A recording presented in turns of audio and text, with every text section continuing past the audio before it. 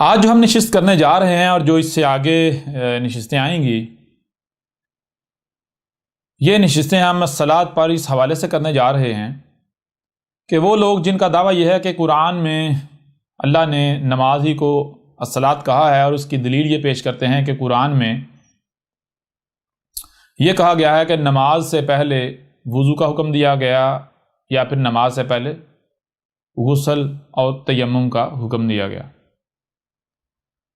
یعنی ان لوگوں کا کہنا یہ ہے کہ قرآن میں اللہ نے کہا کہ الصلاۃ قائم کرنے سے پہلے تم نے کیا کرنا ہے، الصلاۃ سے پہلے تم نے اگر غسل کی جو ہے وہ حاجت ہے تو غسل کرنا ہے پانی سے، یا پھر جو ہے اگر پانی نہ ملے تو تم نے تیمم کرنا ہے۔ اس کے علاوہ پھر جو ہے وہ اور آیات ہیں، ان کو سامنے رکھتے ہوئے کہتے ہیں جی جناب قرآن میں اللہ نے کہا ہے کہ نماز کو ہی اللہ نے قرآن میں الصلاۃ کہا ہے، اس کی دلیل یہ ہے کہ اللہ نے قرآن میں کہا ہے کہ الصلاۃ کے اس وقت تک تم نے قریب نہیں جانا جب تک کہ تم جو ہے وہ وضو نہیں کر لیتے، اور جسے وضو کہتے ہیں وہ سارا سامنے آ جائے گا۔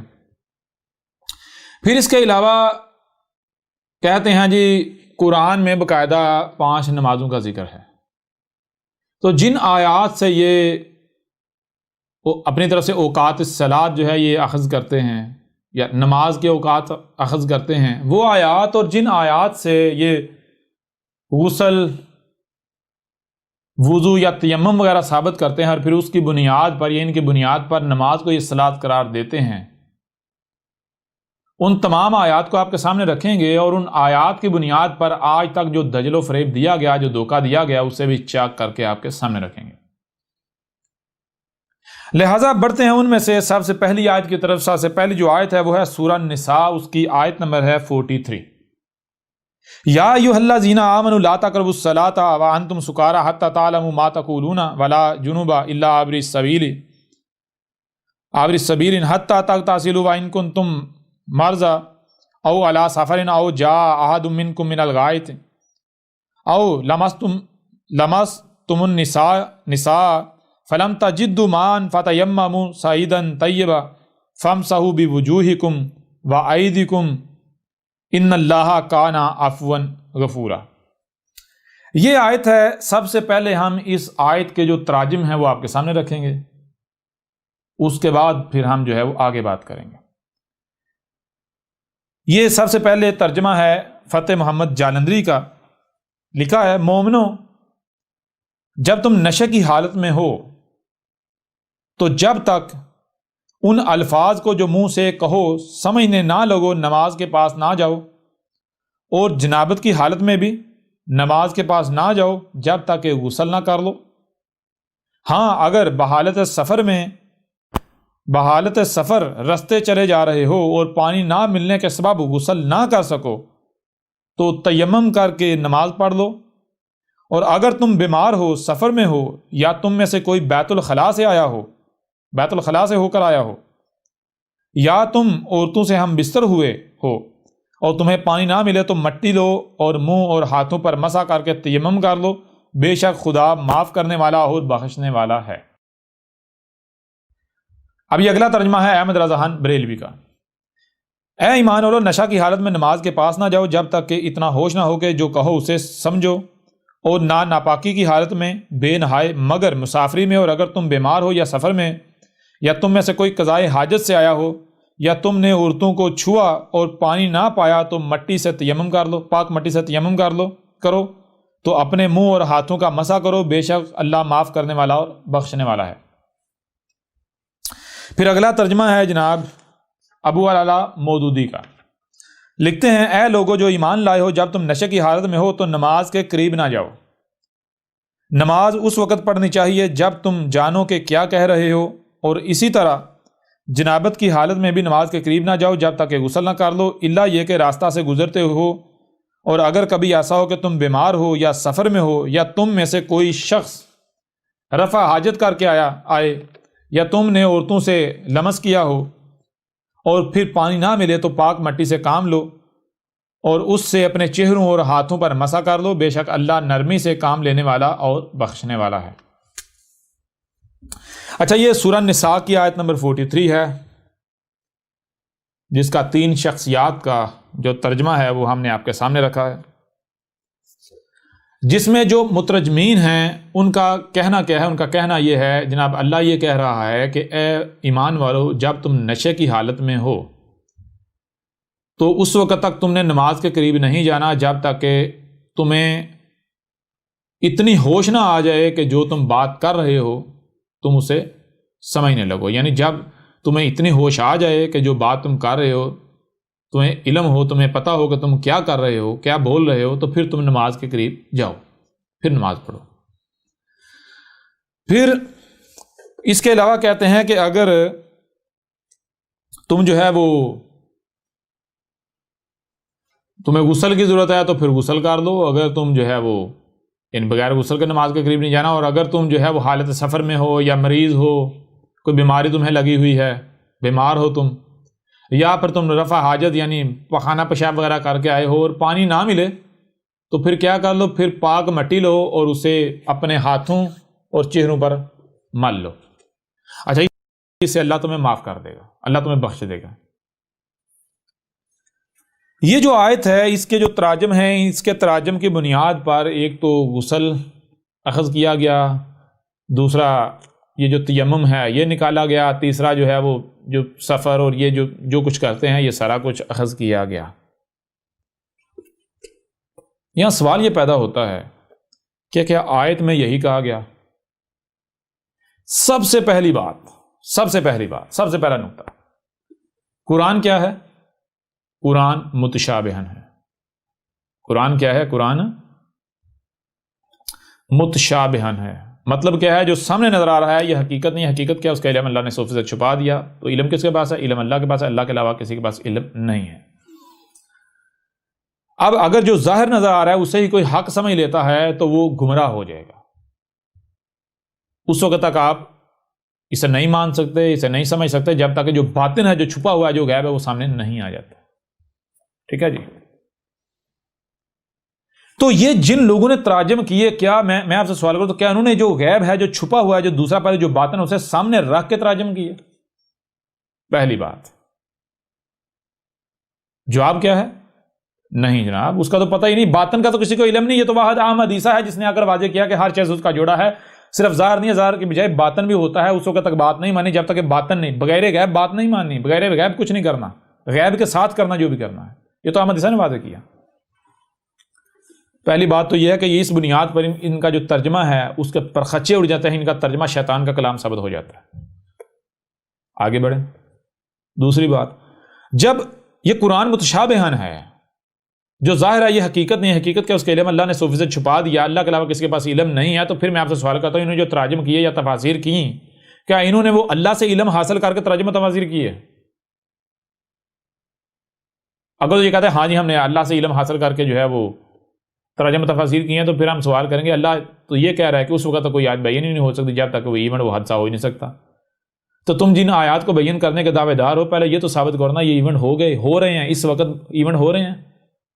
جب ایونٹ ہوتا ہے، جب حادثہ ہوتا ہے، اس وقت اس ایونٹ، اس حادثے پر جو مبنی آیات ہوتی ہیں وہ آیات بیان ہوتی ہیں، اس وقت کے لوگوں کو یاد دلاتی ہیں۔ پورا قرآن دنیا کی کوئی طاقت سوائے اللہ کے، دنیا کی کوئی طاقت بیان نہیں کر سکتی اللہ کے علاوہ۔ اللہ کا جو رسول ہے، جو تب آتا ہے جب ضلال مبین ہوتی ہیں، اس کے علاوہ کوئی قرآن کو بیان نہیں کر سکتا، قرآن کی تفسیر نہیں کر سکتا۔ قرآن نے جب بیان ہونا تھا، قرآن کے نزول سے لے کر سات کے قیام تک کے دوران جو اتنا وقت ہے، اس سارے کے دوران بیان ہونا تھا، تم نے اس کا ترجمہ و تفسیر کیسے کر لیے؟ راتوں رات بیٹھ کے کیسے کر لیے؟ تمہارا تو عمل بتا رہا ہے تم نے اللہ سے علم لیا ہی نہیں۔ اور پھر کون سا مولوی ہے جو یہ کہے، یہ دعویٰ کرے؟ کون سا مفسر ہے، کون سا محدث ہے، کون سا مترجم ہے جو جس کا یہ دعویٰ ہو گئی بھائی میں اللہ کا بھیجا ہوا ہوں، میں اللہ کا نمائندہ ہوں؟ ہر کوئی کہتا ہے نا وہ تو دروازے بند ہے۔ تو جب تم نے وہ دروازہ بند کیا ہوا ہے، تم کہتے ہو اب اللہ نے کلام کرنا ہی بند کر دیا، اللہ گونگا ہو گیا، تو پھر تمہیں اللہ نے کیسے بتا دیا؟ اللہ نے نہیں بتایا، تم بندر ہو، تم نے جو سنا جو دیکھا اسی کو آگے کاپی کر رہے ہو۔ آپ تینوں ترجمے دیکھ لیں، باقی بھی اتنا ترجمے دیکھ لیں، آپ کو پتا چلے گا سب نے ایک دوسرے کو کاپی کیا ہوا ہے۔ تو کاپی کون کرتا ہے؟ بندر۔ نقل کون کرتا ہے؟ بندر۔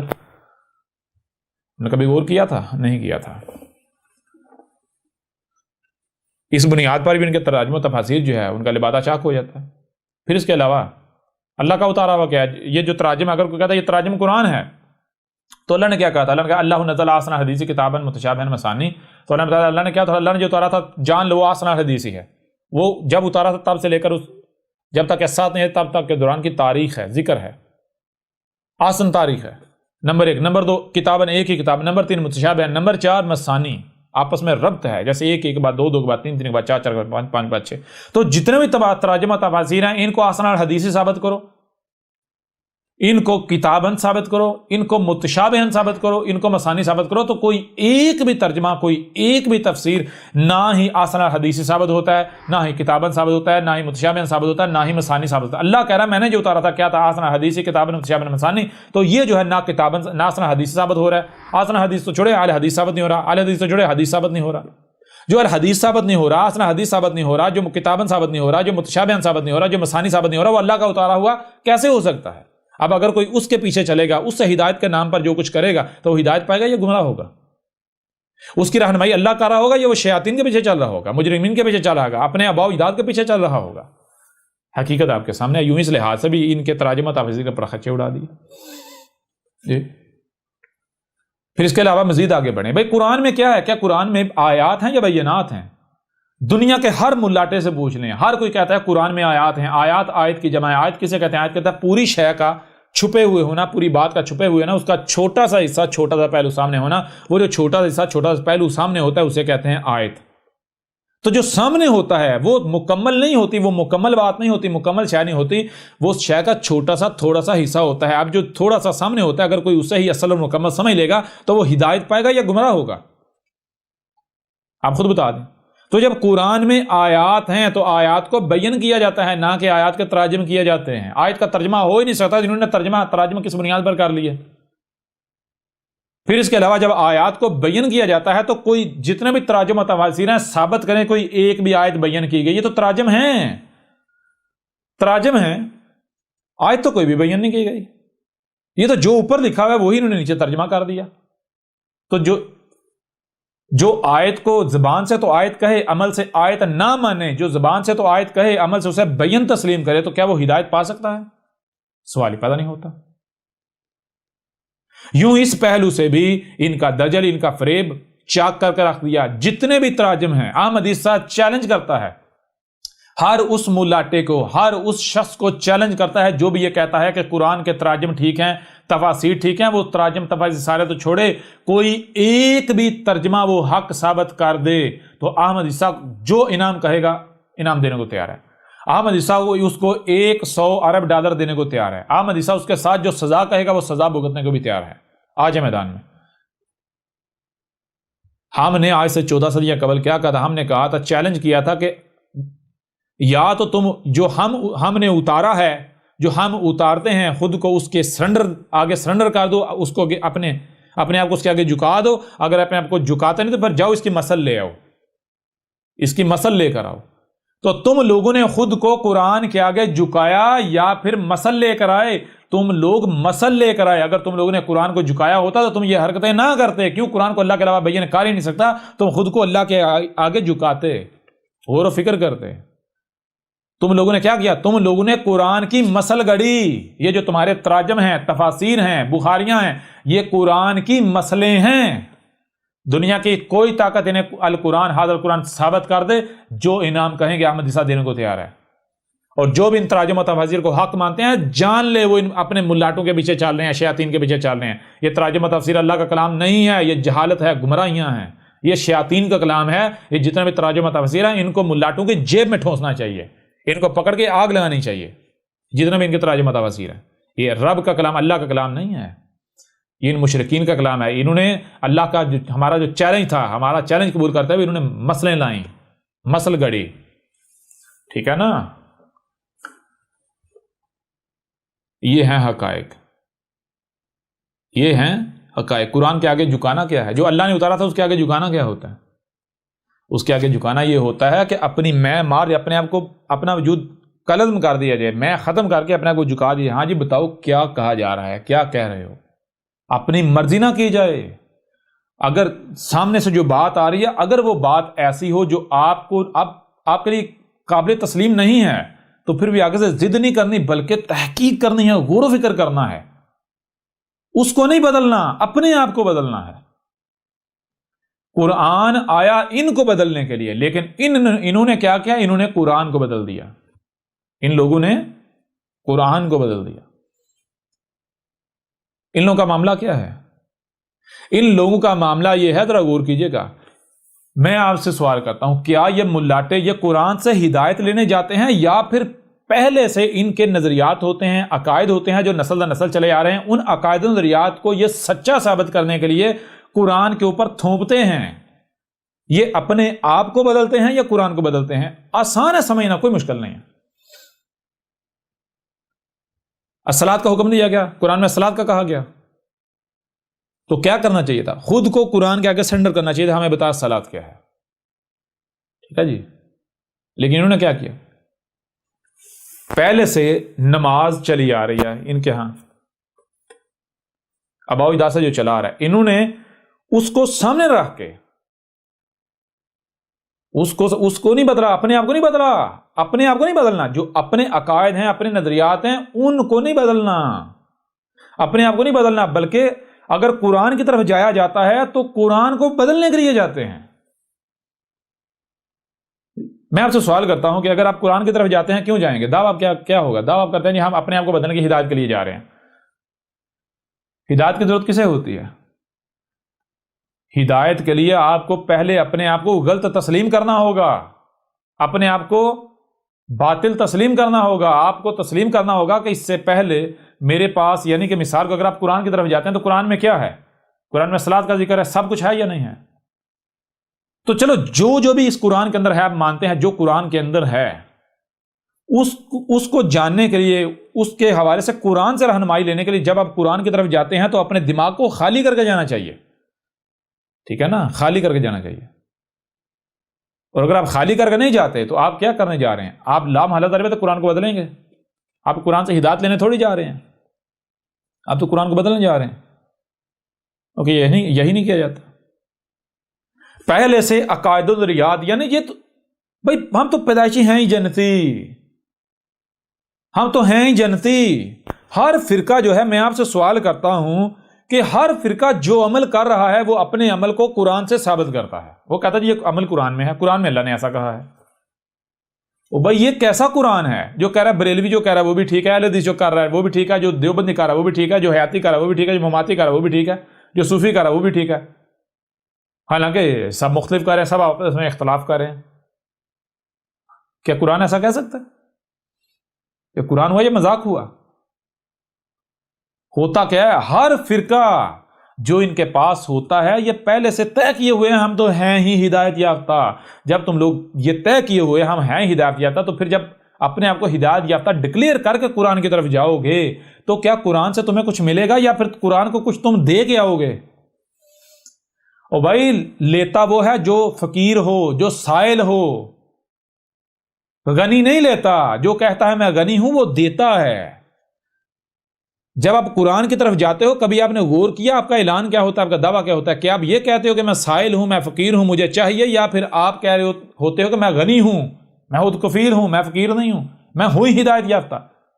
تو جب بھی آپ قرآن کو کھولتے ہیں، قرآن کی طرف جاتے ہیں، آپ کا دعویٰ کیا ہوتا ہے؟ کہ آپ یہ نہیں دعویٰ کرتے اپنے عمل سے کہ میں تو بھائی غنی ہوں، میں تو ہوں ہی ہدایت یافتہ۔ مجھے بتائیں وہ کون سا دن ہے جس دن آپ نے یہ اعلان کر کے اپنے آپ کو یہ کہہ کر قرآن کھولا کہ بھائی میں ایک پکا گمراہ ہوں، مجھے ہدایت کی ضرورت ہے، اس وجہ سے میں نے آ کے قرآن کو کھولا ہے؟ آپ اگر ڈاکٹر کے پاس جاتے ہیں کیوں جاتے ہیں؟ اگر آپ صحیح تندرست ہوں گے ڈاکٹر کے پاس جائیں گے، کلینک میں جائیں گے؟ نہیں جائیں گے۔ اگر تندرست ہوں گے کلینک میں جائیں گے تو ڈاکٹر کو کچھ دینے جائیں گے، اس سے لینے کچھ نہیں جائیں گے۔ آپ ڈاکٹر کے پاس جائیں گے تب جائیں گے جب آپ مریض ہوں گے، آپ اس کے محتاج ہوں گے۔ تو کیا یہاں جب آپ قرآن کی طرف جاتے ہیں کیا کبھی آپ محتاج بن کے گئے؟ کبھی آپ نے یہ اعلان کیا قرآن کے پاس ہے کیا؟ آپ مانتے ہیں، آپ کہتے ہیں جی قرآن کہتا ہے میں ہدایت دینے آیا ہوں، چلو ٹھیک ہے مان لیا قرآن کہتا ہے میں ہدایت دینا ہوں، چلو جی قرآن کا دعویٰ ہے نا ہدایت کا، آپ کہتے ہو، مانتے ہو نا؟ تو پہلی بات، اگر آپ ہدایت یافتہ ہو تو آپ کو قرآن کی طرف جانے کی ضرورت ہی نہیں ہے. ہدایت یافتہ ہو نا، کیوں؟ قرآن نے ہدایت دینی. جب ہدایت آپ کے پاس آلریڈی ہے تو قرآن آپ کو کیا دے گا؟ کچھ بھی نہیں دے سکتا. ہدایت تو آپ کے پاس آلریڈی ہے. اب اگر آپ قرآن کی طرف جاتے ہو تو دو ہی صورتیں ہیں، یا تو آپ ہدایت لینے جاؤ گے یا پھر آپ قرآن کو ہدایت دینے جاؤ گے. ٹھیک ہے نا؟ قرآن سے اب ہدایت لینے تب جاؤ گے جب آپ یہ ڈکلیئر کرو گے اپنے آپ کو کہ میں گمراہ ہوں، مجھے ہدایت کی ضرورت ہے. پھر اگر آپ قرآن کی طرف جاتے ہو تو پھر آپ ہدایت لینے جاؤ گے. اور اگر آپ پہلے سے یہ طے کیے ہوئے ہو، ڈکلیئر کیے ہوئے ہو کہ میں ہوں ہی ہدایت یافتہ، اور اس کے باوجود آپ قرآن کی طرف جاتے ہو، تو جان لو پھر آپ قرآن سے ہدایت لینے نہیں جاؤ گے بلکہ آپ قرآن کو بدلنے جا رہے ہو. آپ اپنے عقائد و نظریات کو قرآن کے اوپر تھوپنے جا رہے ہو، نصب کرنے جا رہے ہو. اور یہی آپ کے ملاٹوں نے کیا، یہی آپ کے آباء و اجداد نے کیا. جتنے بھی تراجم ہیں، جتنے بھی تفاسیر ہیں، اور جتنے تمہارے ملاٹے ہیں، وہ یہی تو کر رہے ہیں. قرآن ہی کو تو بدلا ہے تم لوگوں نے خود کو تھوڑے بدلا ہے. اب پریکٹیکل دیکھ لو. اگر تم لوگ کہتے ہو کہ ہم قرآن کے ماننے والے ہیں، قرآن کے ماننے والے ہیں، قرآن و سنت کے ماننے والے ہیں، تمہارے اندر اختلافات ہونے چاہیے، فساد ہونا چاہیے، آسمان و زمین میں فساد ہونا چاہیے. یہ قرآن کیا ہے؟ قرآن جیسے گاڑی ہوتی ہے، گاڑی کی جو ہے وہ ایک بک ہوتی ہے، اس کے اندر سارا اس گاڑی کے بارے میں ساری ہدایات لکھی ہوتی ہیں. اگر ان ہدایات کے اوپر عمل کیا جائے، ہدایات کے مطابق چلا جائے، تو گاڑی میں کوئی خرابی ہوگی؟ نہیں نہ آئے گی. اگر خرابی ہوگی بھی ٹھیک ہو جائے گی نا. تو بالکل اس طرح یہ جو قرآن ہے یہ کیا ہے؟ یہ گائیڈ بک ہے، یہ اس کائنات کی، آسمان و زمین کی. اگر تم اس کے مطابق چلتے ہو تو آسمان و زمین میں ایک رائی برابری خرابی ہو جائے، یہ کیسے ممکن ہے؟ کہاں لکھا ہے؟ ایسے ہو سکتا ہے؟ سوال ہی پیدا نہیں ہوتا. اور تم کہتے ہیں ہم جی قرآن کے مطابق چل رہے ہیں، دوسری طرف تمہارے فراڈ، دھوکے، خرابیاں، طوفان، سارا کچھ فساد ہی فساد.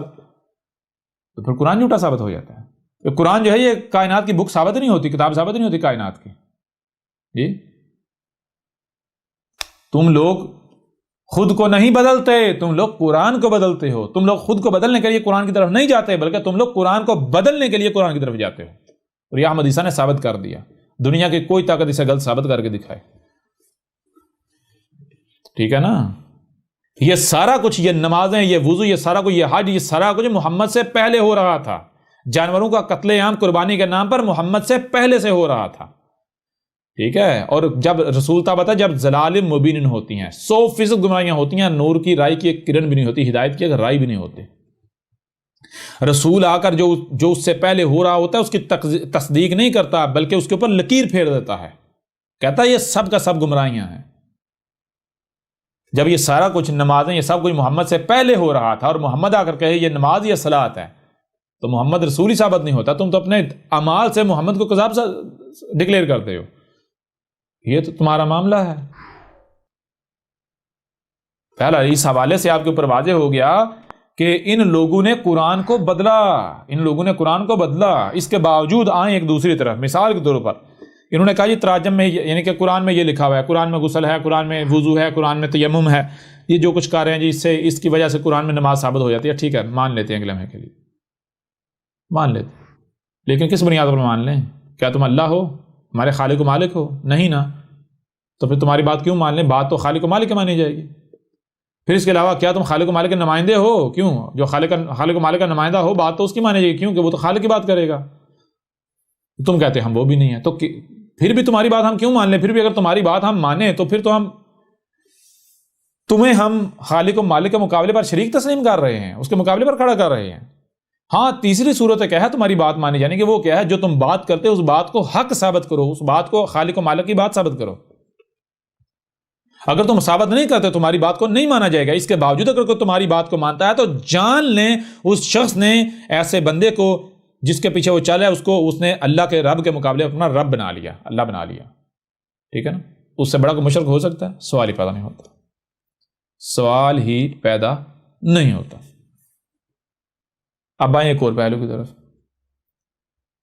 دیکھیں، یہ جو آپ کی نماز ہے، یا یہ جو وضو ہے، تیمم ہے، وضو ہے، یہ سارا کچھ نسل در نسل چلا رہا ہے، تواتر کے ساتھ چلا رہا ہے. تمہارے تراجمہ تفاسیر میں موجود ہے. تمہارے ملاٹے کہہ رہے ہیں، کلیم کر رہے ہیں، ہاں جی کر رہے ہیں. سب کے سب مسلمان انہیں مانتے ہیں.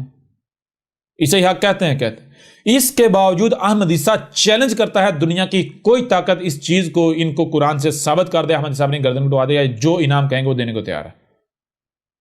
اس کے باوجود دنیا کی کوئی طاقت اس کو اللہ کی بات حق ثابت نہیں کر سکتی۔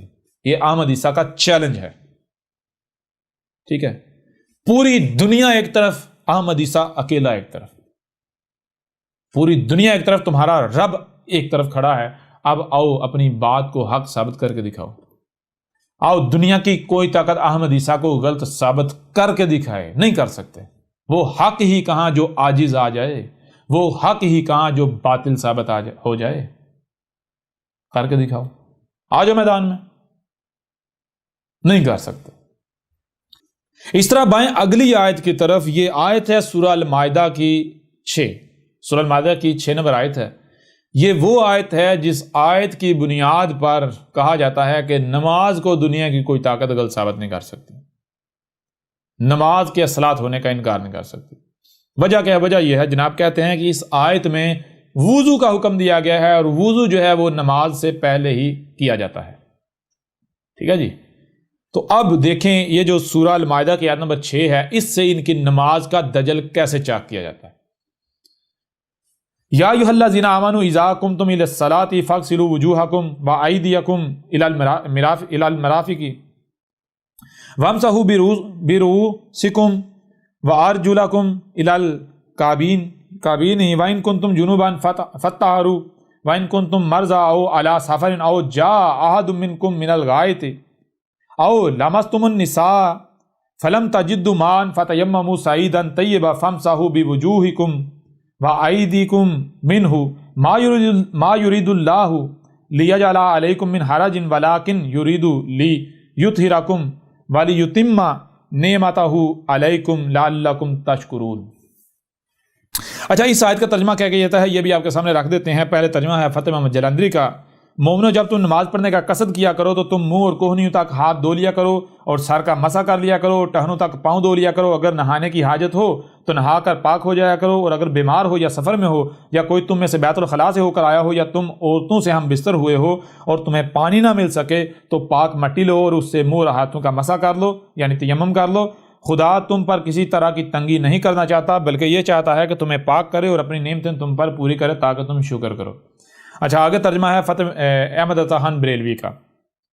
اے ایمان والو جب نماز کے لیے کھڑے ہونا چاہو، اے ایمان والو جب نماز کو کھڑے ہونا چاہو تو اپنا منہ دھو اور کوہنیوں تک ہاتھ اور سروں کا مسح کرو اور گٹوں تک پاؤں دو، اور اگر تمہیں نہانے کی حاجت ہو تو خوب ستھرے ہو لو، اور اگر تم بیمار ہو یا سفر میں ہو یا تم میں سے کوئی قضائے حاجت سے آیا یا تم نے عورتوں سے صحبت کی اور ان صورتوں میں پانی نہ پایا، مٹی سے تیمم کرو تو اپنے منہ اور ہاتھوں کا اس سے مسح کرو۔ اللہ نہیں چاہتا کہ تم پر کچھ تنگی رکھے، ہاں یہ چاہتا ہے کہ تمہیں خوب ستھرا کر دے اور اپنی نعمت تم پر پوری کر دے تاکہ کہیں تم احسان مانو۔ آگے ابو العلا مودودی کا ترجمہ ہے، اے لوگو جو ایمان لائے ہو جب تم نماز کے لیے اٹھو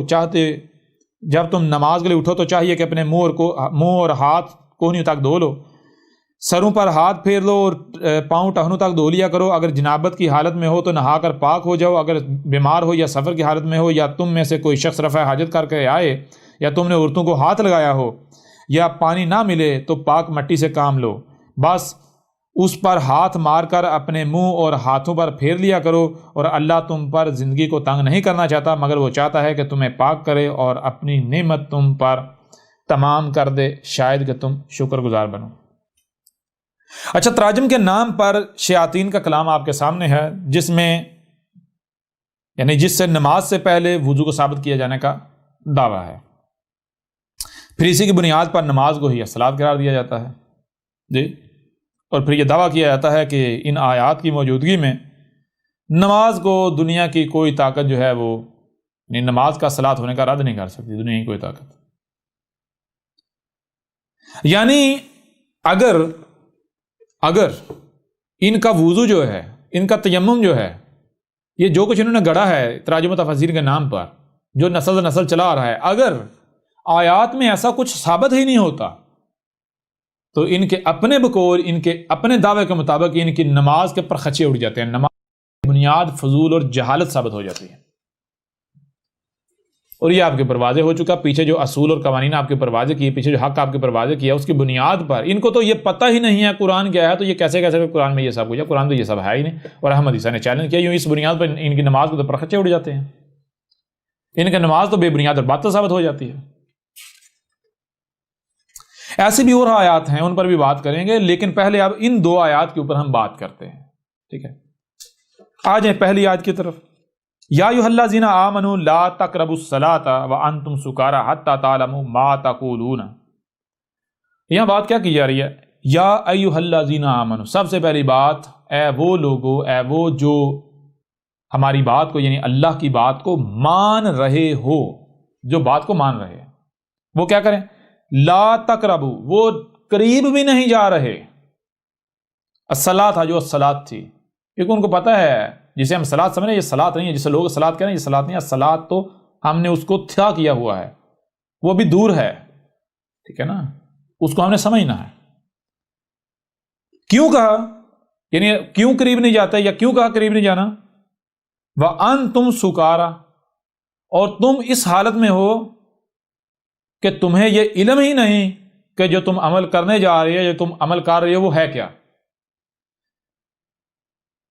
حَتَّى تَعْلَمُوا مَا تَقُولُونَ, اس وقت تک قریب نہیں جا رہے, یا اس وقت تک قریب نہیں جانا جب تک کہ تمہیں یہ علم حاصل نہیں ہو جاتا, جب تک کہ تم یہ علم حاصل نہیں کر رہے کہ جو تم کہہ رہے ہو وہ اصل میں ہے کیا. یعنی تم سے پوچھا کیا کر رہی ہو, ہم تو صلاۃ قائم کریں, آپ سے پوچھا صلاۃ ہے کیا, اس کے فائدے کیا ہیں, اس کے نقصانات کیا, آپ کے پاس کوئی جواب نہیں ہوگا.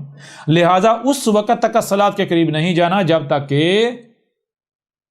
کہ تمہارے اوپر واضح نہ ہو جائے مکمل طور پر کہ صلاۃ ہے کیا. کیوں؟ کیونکہ صلاۃ ہے ہی ایسی چیز کہ اگر بغیر علم کے یا بغیر اس مقام پر پورے اترے آپ قائم کرنے کی کوشش کرتے ہیں, یا صلاۃ کے نام پر جو بھی کریں گے آپ فساد ہی کریں گے.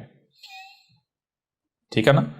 تو بہرحال یہاں جو ایک اور بات ہے وہ یہ بات بتا دی کہ جو اللہ کی بات مان رہے ہیں, وہ کون سے ہیں؟ وہ لوگ ہیں جو اس وقت تک صلاۃ کے قریب نہیں جا رہے جب تک کہ وہ صلاۃ کے بارے میں مکمل علم حاصل نہیں کر رہے. ٹھیک ہے. اور جو اللہ کی بات نہیں مان رہے, جو اللہ کی بات کا کفر کر رہے ہیں, وہ کون سے ہیں؟ وہ جیسے ان کو کسی نے کہا بھائی نماز نہ گزرے, نماز پڑھو, تو وہ نماز یعنی کہ صلاۃ کے نام پر کچھ بھی کرنا شروع کر دیتے ہیں. یہاں پر ایک چیز تو واضح ہوگی, مومن اور کافر کون ہے, اللہ کی بات ماننے والے کون ہیں, قرآن کی ماننے والے کون ہیں, اور قرآن کا کفر کرنے والے کون ہیں. تو جتنے بھی مسلمان ہیں وہ سب سے پہلے تو اس آیت کے پہلے حصے کے اوپر, یعنی آیت کا جو پہلا حصہ, اس کو آئینہ بناتے ہوئے اپنے آپ کو جانکے کہاں آ رہے ہیں. کیا اللہ کی ماننے والوں میں سے آ رہے ہیں, یا پھر اللہ کی بات کا کفر کرنے والوں, انکار کرنے والوں میں سے آ رہے ہیں؟ اگر تو آپ کے بڑے کہتے ہیں, آپ کا ملاٹا کہتا ہے, مولوی کہتا ہے جی یعنی کہ صلاۃ, یا آپ کو کہتا ہے نماز, بڑا پوچھتے ہیں نماز کیا ہوتی ہے, وہ کہتا ہے صلاۃ ہے, تو آپ پوچھتے ہو کہ بھائی یہ صلاۃ ہے کیا, یا آپ پہلے اس کے بارے میں جانتے ہو کہ صلاۃ ہے کیا. جب تک اس وقت تک صلاۃ کے آپ قریب نہیں جاتے جب تک آپ اس کے بارے میں مکمل جان نہیں لیتے, تو پھر تو ٹھیک ہے, آپ قرآن کی مان رہے ہو, اللہ کی مان رہے ہو. اور اگر آپ بغیر صلاۃ کو جانے, بغیر تحقیق کیے, بغیر غور و فکر کیے, جیسے کسی نے کہا صلاۃ کو, جس کو اس نے صلاۃ کہا وہ دگڑ دگڑ کرنا شروع کر دیا, تو پھر تو آپ اللہ کی بات کو, قرآن کی بات کو اپنے جوتے کی نوک پر رکھ رہے ہو. پھر آگے چیز, ولا جنوبا, وا اور لا, نہیں, قریب بھی نہیں جانا صلاۃ کے. کب؟ جنوبا, جب تک تم جنوب ہو. جنوب کسے کہتے ہیں؟ جنوب کو انگلش میں کہتا ہے امپیور ہونا. امپیور یعنی کہ آپ کی باڈی میں ابھی بھی جسم میں خبیث موجود ہے, آپ کو غسل کی ضرورت ہے. غسل کسے کہتا ہے؟ غسل کہتے ہیں اپنے آپ کو پیوریفائی کرنا. یہاں پر واضح ہوگا غسل کیا ہے, ابھی سب کچھ کھل کر واضح ہوگا. الا عابر السبیل, یہاں تک کہ وہ جو رستے ہیں, وہ طریقے جن رستوں پر عمل کرنے سے تم پیوریفائی نہیں ہو جاتے, یعنی اس وقت تک صلاۃ کے قریب نہیں جانا جب تک کہ اپنے آپ کو پیوریفائی نہیں کر لیتے. تو پیوریفائی کرنے کے لیے جو طریقہ اختیار کیا جانا ہے, جو طریقے ہیں ان میں سے جو طریقہ تمہارے لیے قابل عمل ہے, تو پہلے اس رستے پر چلنا ہے, اس سبیل, وہ طریقہ اختیار کرنا ہے, پہلے وہ کام کرنا ہے. کیا کرنا ہے؟ اپنے اندر سے جنب نکالنا ہے, امپیورٹی نکالنی ہے. جنب کسے کہتے ہیں؟ امپیورٹی کو. اپنے اندر سے امپیورٹی نکال کے اپنے آپ کو خالص, پاک بنانا ہے, اپنے آپ کو پاک کرنا ہے. ٹھیک ہے جی, اپنے آپ کو پاک کرنا ہے. اب پاک کیسے ہوگے؟ حتیٰ یہاں تک کہ تغتسلوا، یہاں تک کہ تمہارا غسل نہیں ہو رہا. جب تک کہ تمہارا غسل نہیں ہو جاتا تب تک کہ تم نے صلاۃ کے قریب نہیں جانا. غسل کیا ہے؟ اچھا غسل کیا ہے آگے اگر دیکھیں تو انہوں نے اسی آیت سے یا ان آیات سے اخذ کیا ہوا ہے کہ غسل کہتے ہیں نہانے کو. اور یہ نہانے کا مطلب کیا ہے؟ یعنی غسل کا مطلب کیا ہے؟ کہتے ہیں غسل سے بندہ پاک ہو جاتا ہے. غسل سے کیا ہوتا ہے؟ بندہ پاک ہو جاتا ہے. میں آپ سے سوال کرتا ہوں، ایک کتا ہے، یعنی اگر غسل اسے کہتے ہیں جناب آپ باتھ روم میں جائیں یا دریا میں یا نہر کے کنارے پر کھڑے ہو کے صابن لگائیں، کوچ کاچ کے پانی ڈال کے نہائیں یا پاک ہو گئے. کتے کو آپ پلید کہتے ہیں یا پاک کہتے ہیں؟ پلید کہتے ہیں نا. اچھا بتائیں کتے کو کتنی بار اس طرح دھونے سے پاک ہو جائے گا؟ کتا دھونے سے پاک ہو جائے گا؟ نہیں ہوگا. جسے آپ خنزیر کہتے ہیں، سور، پلید کہتے ہیں نا، خبیث کہتے ہیں نا، خبیث کہتے ہیں نا، نجس کہتے ہیں نا. بتائیں کتنی بار اس کو باہر سے دھونے سے پاک ہو جائے گا؟ بتائیں ذرا. ہوئے گا؟ نہیں ہوگا. آپ کو بتایا اگر غسل کرنا ہے تو وہی بات، سب سے پہلے قانون ہر شے کا اس سے جوڑا ہے. آپ ظاہر کا تو غسل کر رہے ہیں، کیا باطن کا آپ نے غسل کر لیا؟ کہیں ایسا تو نہیں کہ آپ ظاہر کے پیچھے چل رہے ہیں اور باطن کا آپ کو پتہ ہی نہیں ہے. اگر آپ ظاہر کا غسل کرتے ہیں، باطن کا غسل ہوتا ہی نہیں، تو وہ غسل ہوگا؟ سوال ہی پیدا نہیں ہوتا. اور بھائی غسل کیا ہے؟ ذرا غور کرو. غسل کہتے ہیں اپنے آپ کو پیوریفائی کرنا، اپنے آپ کو صاف کرنا. تو میں آپ سے سوال کرتا ہوں، اگر آپ اندر سے گندے ہیں تو باہر سے جتنا یہ اپنے آپ کو کوچ لیں دھو لیں، آپ صاف ہو جائیں گے؟ غسل ہو جائے گا؟ جی ہو جائیں گے. آپ کے اوپر واضح کیا غسل کیسے کرنا ہے. پانی سے. ماءن ہے، ماءن، مائن نہیں ہے. جتنے بھی پانی ہے ماءن. پانی کو پیچھے سے پیچھے لے کر جاؤ. کون سا پانی ہے جس سے تم نے غسل کرنا ہے؟ اس سے سب سے پہلے آپ اس وقت تک اپنے آپ کو پیوریفائی نہیں کر سکتے جب تک کہ آپ اپنے آپ کو جان نہیں لیتے آپ کی باڈی ہے کہ آپ کے اندر گند کیا ہے. شے کو دھو کر صاف کرنا کیا کب ضرورت پیش آتی ہے؟ جب شے کے ساتھ کوئی دوسری شے جڑ جاتی ہے، مل جاتی ہے، ملاوٹ ہو جاتی ہے، گند آ جاتا ہے. آپ اس وقت تک اپنے آپ کو صاف کر ہی نہیں سکتے جب تک کہ آپ کو یہ نہ علم ہو کہ بھائی آپ کے جسم کے اندر گند کون سا ہے، صاف شے کون سی ہے اور گند کیا ہے. اس کے لیے سب سے پہلے آپ کو اپنے آپ کو جاننا ہوگا، اپنی تخلیق کو جاننا ہوگا. جب آپ اپنی تخلیق کو جانیں گے پھر آپ کو پتا چلے گا آپ ایک کیمسٹری کا فارمولہ ہیں.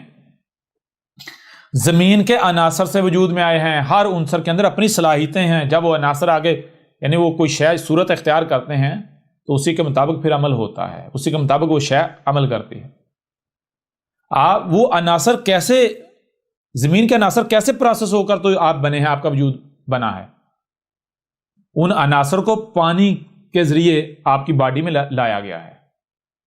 سیب، سبزیاں، پھل فروٹ کیا ہے؟ یہ پانی ہے. پانی کو اس طرح منجمد کر کے اس کے اندر ان عناصر کو رکھا گیا ہے. ٹھیک ہے. اسی قرآن میں واضح کر دیا جان لو کس پانی سے غسل کرنا ہے، کیسے غسل کرنا ہے. بتایا کہ ہم نے تمہیں پانی سے خلق کیا ہے، ہم نے تمہیں زمین کے عناصر سے خلق کیا ہے. اگر صرف پانی آپ اپنے اوپر ڈالتے ہیں، زمین کے عناصر کو نہیں گزارتے تو پاک ہوں گے، آپ صاف ہوں گے؟ سوال ہی پتہ نہیں ہوتا. آپ کو نہ صرف پانی سے بلکہ زمین کے عناصر سے خلق کیا ہے، تو کیا کرنا ہے؟ غور کیجئے گا کیسے خلق کیا ہے. آپ جب غور کریں گے آپ کو بالکل کھل کر واضح ہو جائے گا. ہاں بھائی پانی جو ہے وہ سمندر سے بہارات بن کے اڑتا ہے، بادلوں کی صورت میں برستا ہے، وہ پھر پانی جہاں گرتا ہے وہاں پر نباتات، وہ پانی نباتات کی صورت میں نکلتا ہے. وہ نباتات جو ہیں ان سے جاندار اور ہم بنتے ہیں. اس طرح پانی سے آپ کی باڈی جو ہے 70% سے زیادہ آپ کی باڈی میں پانی ہے، اس سے بھی زیادہ پانی ہے. جی غور تو کریں. ایک پھل ہے، سبزی ہے، ٹماٹر ہے، وہ کیا ہے؟ وہ سارے پانی کا مرکب ہے. تو تھوڑے سے اس میں عناصر ہوتے ہیں، ان عناصر نے پانی کو ٹماٹر بنایا ہوا ہوتا ہے. ٹھیک ہے نا. اس وقت تک آپ اپنا غسل کر ہی نہیں سکتے جب تک کہ آپ اپنی تخلیق کو نہیں جان لیتے. سمندروں سے پانی اڑتا ہے بخارات بن کے، بادلوں کی صورت، بارشوں کی صورت میں برستا ہے، وہاں سے پھر کیا ہوتا ہے؟ نباتات کی صورت میں نکلتا ہے. پانی نباتات کی صورت اختیار کرتا ہے. رزق کی صورت اختیار کرتا ہے. جب آپ اس رزق کو کھاؤ گے تو جو پہلے والا جسم ہے وہ ہر لمحے بکھر رہا ہے, ڈیڈ سیل بکھر رہے ہیں, نئے بن رہے ہیں. تو نیا رزق آپ کھاتے ہیں, نئے رزق سے آپ کا جسم بنتا ہے, پہلے والا جسم بکھرتا چلا جاتا ہے. تو جب آپ جو یعنی طیب رزق ہے, پانی بہار سے بن کے اڑ رہا ہے, اور وہ یعنی کہ جہاں سے نیچر سے جہاں پانی آ رہا ہے, نیچر جہاں بارشیں برسا رہی ہے, ان بارشوں سے جو رزق نکلتا ہے, جو باغات اگتے ہیں ان کے اوپر جو پھل جو ثمرات اگتے ہیں, جو رزق ہوتا ہے وہ ہوتا ہے طیب پانی, وہ ہوتا ہے ماءن. تو آپ نے اس پانی سے اپنا غسل کرنا ہے, یعنی وہ فروٹس کھانے ہیں, وہ سبزیاں کھانی ہیں, وہ نباتات کھانی ہے طیب. جب وہ طیب نباتات کھائیں گے طیب, تو آپ کی باڈی پیوریفائی ہو جائے گی. باہر سے دھونے سے کچھ نہیں ہوگا جب تک کہ اندر نہیں دھوئیں گے, ٹھیک ہے نا. اگر آپ کو غسل کرنے کا کہا جا رہا ہے, غسل کا مطلب یہ ہے کہ آپ کی باڈی جو ہے وہ خبائث سے پاک ہو جائے, آپ کی باڈی کچھ بھی غلط کرنے سے پاک ہو جائے. غسل جو ہے اسی کو یہودی اور عیسائی بپتسمہ کہتے ہیں, اسی کو ہندو اشنان کہتے ہیں, ٹھیک ہے جی, اسی کو ہندو اشنان کہتے ہیں. کسی ہندو سے پوچھے وہ کیا کہتا ہے, یہ آپ کیا کر رہے ہیں گنگا میں جی اشنان کرنا. اشنان سے کیا ہوتا ہے؟ اشنان سے ویکتی جو ہے پاپ مکت ہو جاتا ہے. یعنی اشنان کرنے سے ایک بندہ, غسل کرنے سے بندہ جو ہے وہ سن لیس ہو جاتا ہے. یہودیوں اور عیسائیوں سے پوچھیں, جب بپتسمہ وہ دیتے ہیں یا لیتے ہیں, بپتسمہ جسے آپ نہانا کہتے ہیں, وہ ان کے ہاں یعنی وہ پادری پانی لے کر آتا ہے کسی چشمے سے, کسی جھیل سے, کسی یعنی دریا سے, وہ پانی لے کر آتا ہے, وہ پادری آپ کو نہلاتا ہے اور کہتا ہے میرے بیٹے اب تو سن لیس ہو گیا, تیرے پچھلے سارے دھل گئے, آگے بھی اب تو سن نہیں کرے گا, تو پاپ سن لیس ہو گیا. ٹھیک ہے, ایسا ہو سکتا ہے؟ باہر سے پانی ڈالنے سے ایسا ہو سکتا ہے؟ میں چھوٹی سی مثال آپ کے سامنے رکھتا ہوں, چھوٹی سی مثال آپ کے سامنے. ایک مشین, سلائی مشین کی مثال ہے. سلائی مشین اگر اندر سے خراب ہو جاتی ہے, وہ صحیح عمل کرے گی, سلائی ٹھیک کرے گی. اگر مشین اندر سے خراب ہو جاتی ہے تو سلائی ٹھیک نہیں کرے گی. اب کیا ہے, اس وقت تک مشین سلائی ٹھیک نہیں کرے گی جب تک کہ مشین کا غسل نہیں ہو جاتا. اس وقت تک مشین سے کام نہیں لیا جائے گا, اس وقت تک مشین کو سلائی کے قریب بھی نہیں لے کر جایا جائے گا جب تک کہ مشین کا غسل نہیں کر دیا جاتا. مشین کا غسل کیسے ہوگا؟ مشین جس سے بنی ہے اسی سے غسل ہوگا. جو پرزا اس کے اندر خراب ہوا بنا ہے, وہی پرزا اور اسی سے بنا ہوا پرزا اس مشین سے نکال کر اس کی جگہ پر نیا انسٹال کیا جائے گا. اسے کہتے ہیں غسل. ٹھیک ہے جی, غسل کسے کہتے ہیں؟ غسل کہتے ہیں ایک خراب, یعنی کہ جسے آپ آسان الفاظ میں کہتے ہیں, یہ انگلش میں کہتے ہیں کہ خراب شے کو صحیح سے ریپلیس کر دینا. جیسے آپ کی مشین ہے, کوئی گاڑی ہے, اس کے اندر کوئی پرزا خراب ہو جاتا ہے تو غسل کہتے ہیں خراب پرزے کو ہٹا کے اس کی جگہ پر نیا پرزا لگا دینا, ریپلیس کر دینا, اسے کہتے ہیں غسل. تو جب تک آپ کی باڈی پیور نہیں ہے, امپیور ہے, خبیث ہے, غیر متوازن ہے, یہ جن عناصر سے بنی ہوئی ہے وہ عناصر غیر متوازن ہیں, وہ غیر اللہ کے رزق سے, مین میڈ رزق سے بنی ہوئی ہے, تو تب تک آپ جو بھی عمل کرو گے وہ فساد ہوگا, آسمان و زمین میں فساد ہوں گے. لہٰذا اس وقت تک کسی ایک بھی عمل کے یعنی صلاۃ کے قریب نہیں جانا جب تک کہ تم اپنے آپ کو پیوریفائی نہیں کر لیتے, اپنے غسل نہیں کر لیتے. غسل کیسے ہوگا؟ طیب رزق سے, ثمرات سے, باغات کا جو رزق ہے, ٹھیک ہے نا. اور غسل کے لیے پہلی شرط کہ پانی ہونا چاہیے, ٹھیک ہے نا. پانی کون سا؟ یہ پانی نہیں یہ جو نل سے نکل رہا ہے, ٹھیک ہے نا. یہ سبزیاں, یہ پھل فروٹ کیا ہیں؟ یہ پانی ہی تو ہے. اگر تو آپ کا جسم صرف پانی سے بنا ہے تو ٹھیک ہے, پانی سے دھل جائے گا. اگر پانی کے ساتھ زمین کے عناصر سے بنا ہے تو پھر وہ پانی جس کے اندر زمین کے عناصر بھی ہیں. ماءن ہے, ماء جو ہے جسے آپ پانی کہتے ہیں, اس کو پیچھے سے پیچھے لے کر جاؤ تو آپ کو پتا چلے گا پانی زمین پر آیا کیسے تھا. ماء کہتے کسے ہیں؟ ماء اس پانی کو نہیں کہتے, یہ اس پانی کا ایک حصہ ہے, ٹھیک ہے نا. اس کا ایک حصہ ہے, اس کا ایک جزء ہے جسے آپ پانی کہتے ہیں. یہ سمندروں میں اصل جو جسے قرآن ماء کہہ رہا ہے, ماءن کیا ہے؟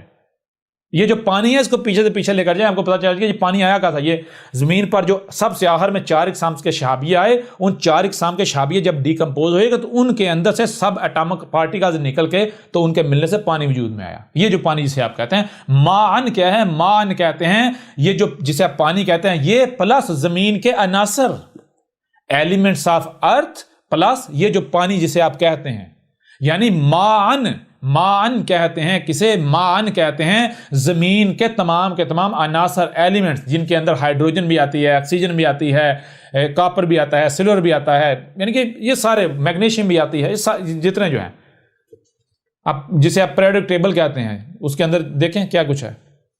یہ ہے مان سے غسل کرنا ہے. یہ جو پانی ہے نا اس سے غسل نہیں کرنا، اس سے نہانا نہیں ہے. اس سے نہانے سے کیا فرق پڑے گا؟ جیسے آگے بڑھو گے سب کچھ واضح ہو جائے گا. تو یہ اس وقت تک الصلاۃ کے قریب نہیں جانا جب تک کہ تم غسل نہیں، اپنی باڈی کو پیوریفائی نہیں کر لیتے. وَإِن كُنتُمْ، اور اگر تم میں سے کوئی ایسا ہے مرضن، یعنی مرض لاحق ہے. مرض اب ایک قسم کا نہیں ہوتا، مرض کئی قسم کے ہوتے ہیں. مثال ایک مرض، یعنی مرض کی ہر شخص اس کا جوڑا ہے. مرض بھی دو قسم کے ہیں. ایک مرض تو یہ ظاہری، یعنی کہ یہ جو باڈی ہے، باڈی یہ مرض ہے، جسے آپ کہتے ہیں جسمانی مرض. دوسرا مرض سے اس کا جوڑا ہے روحانی مرض، جسے آپ روحانی مرض کہتے ہیں. ٹھیک ہے، وہ مرض جو آپ کے اندر جنم لیتا ہے، یعنی جو آپ کے اعمال کو خراب کرتا ہے. یہ جو باڈی کا مرض ہے یہ باڈی خراب کرتا ہے. تو جب یہ باڈی خراب، صرف باڈی خراب نہیں کرتا، آپ کے اعمال بھی خراب کر دیتا ہے. اصل میں مرض ہے کیا؟ مرض سب سے پہلے اندر جنم لیتا ہے، پھر اس کے بعد آپ کی باڈی، آپ کا جسم اسے اگل دیتا ہے، اسے جنم دے دیتا ہے. جیسے آج سے 5000 سال قبل کرشنا نے، اور 4000 سال سے تھوڑا پہلے رام نے کہا تھا، کرشنا نے بھی کہا تھا، کرشنا نے کہا تھا کہ جان لو پاپ جو ہے پہلے تمہارے اندر جنم لیتا ہے، پھر تمہارا جو جسم ہے، ٹھیک ہے نا، تمہارا جو شریر ہے یہ اس پاپ کو جنم دیتا ہے. ٹھیک ہے نا، اس پاپ کو جنم دیتا ہے. تو اگر تم کہتے ہو کہ میں پاپ لیس ہو جاؤں، اپنے باہر پر توجہ دیتے ہو، تو نہیں. اگر تم پاپ لیس ہونا چاہتے ہو، تم اگر پاپ مکت ہونا چاہتے ہو، تو جو تمہارا اندر ہے، اندر کو پاپ مکت کرو. اندر پاپ مکت کیسے ہوگا؟ اشنان کرنے سے، یعنی غسل کرنے سے. ٹھیک ہے نا. تو یہ جو نہانا ہے، اگر تو یہ باہر سے، یعنی باہر سے نہانا اندر سے صاف کر دیتا تو بات ختم. ٹھیک ہے جی. اب آپ کو پتا چلے گا کون زانی کی اتباع کرتے ہیں. جو ظاہر ہے اسی کے پیچھے چل رہے ہیں. یہ ہے علم، دنیا کی کوئی طاقت اسے غلط ثابت کرے. بہرحال تو یہ وَإِن كُنتُم مَرْضَىٰ، مرض جو ہے وہ مرض ہر شخص اس کا جوڑا ہے، مرض سے بھی اس کا جوڑا ہے. مرض کون سا؟ ایک جسمانی مرض. تو ظاہر بات ہے جسمانی مرض لاحق ہوگا، آپ کے ہاتھ مفلوج ہوں گے، پاؤں مفلوج ہوں گے، ٹانگیں یا آنکھیں مفلوج، کان مفلوج ہوں گے، تو کیا آپ صحیح عمل کر سکیں گے؟ نہیں کر سکیں گے. لہٰذا پہلے اپنے مرض سے نجات حاصل کرنی ہے، پہلے یہ کام کرنا ہے. اس وقت تک الصلاۃ کے قریب نہیں جانا جب تک کہ یہ نہیں کر لیتے. پھر اس طرح مرض سے اس کا جوڑا دوسرا مرض کیا ہے؟ وہی جسے آپ روحانی مرض کہتے ہیں. روحانی مرض لگ جائے تو پھر بندے کا دنیا کا لالچ آ جاتا ہے، حسد، بغض، فراڈ، یہ سارا کچھ آ جاتا ہے، لالچ آ جاتا ہے، کمینگی آ جاتی ہے، دھوکہ پن آ جاتا ہے. تو ظاہر بات ہے جب آپ کے اندر یہ سارا کچھ ہوگا تو آپ صحیح کام کرو گے. آپ تو لالچ، جہاں آپ کو لالچ نظر آئے گا وہی کریں گے، اپنے لالچ کے مطابق کریں گے جہاں آپ کو اپنا فائدہ نظر آئے گا. آپ اپنے لیے کریں گے، دوسرے کے لیے نہیں کریں گے. نیچر رب کیا، آپ رب سے کلام کریں، رب سے پوچھیں رب کیا کرے. کائنات میں ہر مخلوق دوسرے کے لیے زندہ ہے، اپنے لیے نہیں. دوسرے کے لیے زندہ ہے. اگر آپ کو مرض لاحق ہو جائے تو پھر آپ اپنی فکر کرتے ہیں، اپنے لیے زندہ رہتے ہیں، اپنے لیے کرتے ہیں. ٹھیک ہے نا. جب آپ مرض سے پاک ہوں گے، آپ کا غسل ہوگا، تو پھر آپ دوسروں کے لیے جیئیں گے، اپنے لیے نہیں، دوسروں کے لیے، کائنات کے لیے جیئیں گے. ہاتھوں کا استعمال کائنات کے لیے کریں گے، آنکھوں کا استعمال کائنات کے لیے، کانوں کا، آنکھوں کا، دماغ کا، زبان کا، ٹانگوں کا، جو بھی دیا گا اس کا استعمال اپنے لیے نہیں، دوسروں کے لیے کریں گے، دوسرے آپ کے لیے کریں گے. ہو رہا؟ کلیئر نہیں ہو رہا؟ لیکن اگر آپ کے اندر مرض آ جائے گا تو ساری بات ہے، مرض کیسے کہ وہی بگاڑ پیدا ہو جانا. بگاڑ کیسے کہ جب آپ غیر متوازن رزق کھائیں گے تو آپ کا غیر متوازن باڈی بنے گی، اس سے یعنی کہ ظاہر بات ہے آپ کے اعمال بھی بگڑ جائیں گے، جسم بھی بگڑ جائے گا، دونوں چیزیں بگڑ گئی. ایک بندہ اگر جسمانی طور پر بیمار ہے، وہ پرفیکٹ نہیں ہے، تو اس کے عمل پرفیکٹ ہو ہی نہیں سکتے، جو چاہے کرے. ایک بندہ جو کہتا ہے میں بیمار ہوں، یہ بیماریاں لگی ہوئی ہیں، اور وہ کہے میں رسول ہوں، اس سے بڑا قضا بھی کوئی نہیں ہے. اور جب تیری باڈی خراب ہے تو عمل کیسے صحیح کر سکتا ہے؟ عمل تو اسی باڈی نے کرنے ہیں نا. بڑی عجیب بات ہے بھائی. کوئی مثال لے لیں، ایک سلائی مشین کی مثال لے لیں. سلائی مشین اندر سے خراب ہو جائے تو کیا صحیح سلائی کرے گی؟ سوال ہی پتہ نہیں ہوتا. اگر جسم بگڑتا ہے تو صرف جسم نہیں بگڑتا، پہلے اعمال بگڑتے ہیں. ٹھیک ہے جی. اب آگے بڑھیں تو یہ مرض دو طرح کا. اب دونوں طرح کا مرض چھٹکارا کیسے ملے گا, آرام کیسے آئے گا, آپ پیوریفائی کیسے ہوں گے, مرض سے نجات کیسے ملے گی؟ اندر والے مرض پہ فوکس کریں, بیرونی مرض پر فوکس نہ کریں. اگر بیرونی مرض پر فوکس کریں گے تو پھر ہلاکت کا سودا کریں گے. اندر والے مرض پر فوکس کریں. جب آپ اندر والے مرض پر فوکس کریں گے تو بیرونی مرض اسی سے جنم لے رہا ہے, یعنی پہلے جنم لیتا ہے آپ کے اندر مرض جنم لیتا ہے, پھر اسی سے آگے دوسرا مرض جنم لیتا ہے. یعنی کہ مرض سے اس کا ہر شے سے اس کا جوڑا ہے, ہر شے سے اس کا جوڑا ہے. تو مرض پہلے اندر جنم لیتا ہے, پھر اس مرض سے اس مرض کا جوڑا جنم لیتا ہے. تو اگر آپ جو اوپر والا مرض ہے اس کی اصلاح کی کوشش کریں گے تو وہ تو پھر نیچے سے نکلتا رہے گا, وہ تو نہیں رکے گا. بھائی جڑ کاٹنی ہے اندر والا مرض کیسے ختم ہوگا؟ اس کے لیے آپ جانو آپ بنے کس سے ہو, کیسے بنے ہو. آپ کو پتا چلے آپ ایک کیمسٹری کا فارمولا ہو, زمین کے جو عناصر ہیں ان سے وجود میں آئے ہو, تو آپ اندر والا جو مرض ہے وہ تب ہی ختم ہوگا جب آپ اپنا رزق ٹھیک کر لو گے, اپنی باڈی کو بالکل ویسا بنا لو گے جیسا رب نے بنایا ہے. آپ کا رب کو نا نیچر, اپنے آپ کو نیچر کے آگے سرنڈر کر دو.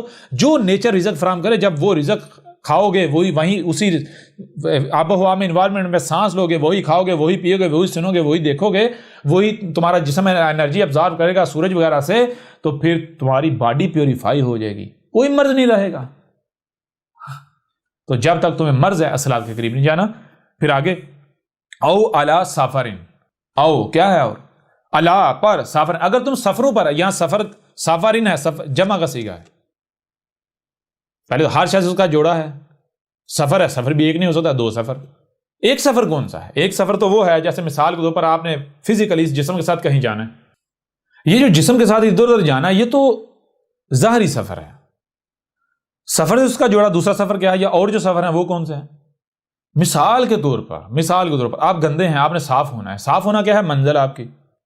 تو جب تک آپ صاف ہو نہیں جاتے, یعنی منزل پر پہنچ نہیں جاتے, تو آپ سفر میں ہیں. ٹھیک ہے نا. یعنی مثال کو آپ نے کوئی شے بنانی ہے, جب تک وہ آپ شے بنا نہیں لیتے, آپ اس کو بنانے کی کوشش کر رہے ہیں, تو آپ کیا ہیں؟ آپ سفر میں ہیں. لہذا منزل آپ کی کیا ہے؟ منزل آپ کی ہے اپنے آپ کو پیوریفائی کرنا, اپنا غسل کرنا. منزل کیا ہے؟ غسل کرنا, اپنے آپ کو پیوریفائی کرنا.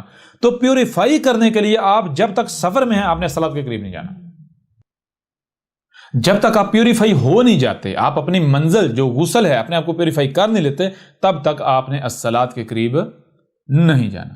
یہ ہے سفر یہ نہیں جو مولوی نے بنا دیا آپ سفر ہے, یہ نماز جو ہے وہ یہ کر دو اور وہ کر, نہیں, بالکل نہیں. پہلے جان لے سفر ہے کیا, ٹھیک ہے نا, پھر آپ کے اوپر واضح ہو جائے گا کہ یہاں کس سفر کا ذکر کیا جا رہا ہے. پہلا. اب آگے بڑھے. او جا احد منکم من الغائط, یا پھر تم میں سے اگر کوئی بھی اگر آتا ہے من الغائط, یعنی ایسی جگہ سے آتا ہے, ایسے مقام سے آتا ہے کہ جہاں پر خبیث رزق موجود ہے, گندی جگہ سے آتا ہے, جہاں پر کھانے پینے کو خبیث تھا, تو جب وہ آیا ہے تو آتا ہی وہ الصلاۃ قائم کرنا نہ شروع کر دے, بلکہ پہلے کیا کرے, پہلے وہ اپنے آپ کو پیوریفائی کرے, جب تک اپنے آپ کو پیوریفائی کر نہیں لیتا تب تک کیا کرنا ہے, تب تک الصلاۃ کے قریب نہیں جانا. پھر اس کے علاوہ او لمستم النساء, یعنی اگر تم پیوریفائی نہیں ہوگے تو پھر تمہارے اندر جو ہے وہ جنسیت پرستی بھی ہوگی. تو اگر جب تک تمہارے اندر یعنی کہ یہ نساء جو عورتیں ہیں ان کو چھونے, ان کی طرف رغبت ہے تمہارے اندر, یہ کیفیت پائی جاتی ہے عورتوں کو چھونے کی رغبت, ان عورتوں کو چھونے کا جو جذبات پائے جاتے ہیں, ٹھیک ہے نا, عورتوں کا لالچ تمہارے اندر ہے, عورت کا لالچ, تو تب تک بھی تم نے صلاۃ کے قریب نہیں جانا. تو اب آگے بڑھنے سے پہلے پیچھے تھوڑا سا آپ کے اوپر واضح کر دیں کہ یہ سارا کیوں کہا گیا, اس کی وجہ کیا ہے. آپ کے اوپر پیچھے یہ بات کھول کر واضح کر دی گئی کہ الصلاۃ کیا ہے, یہ کھول کر واضح کر دی گئی.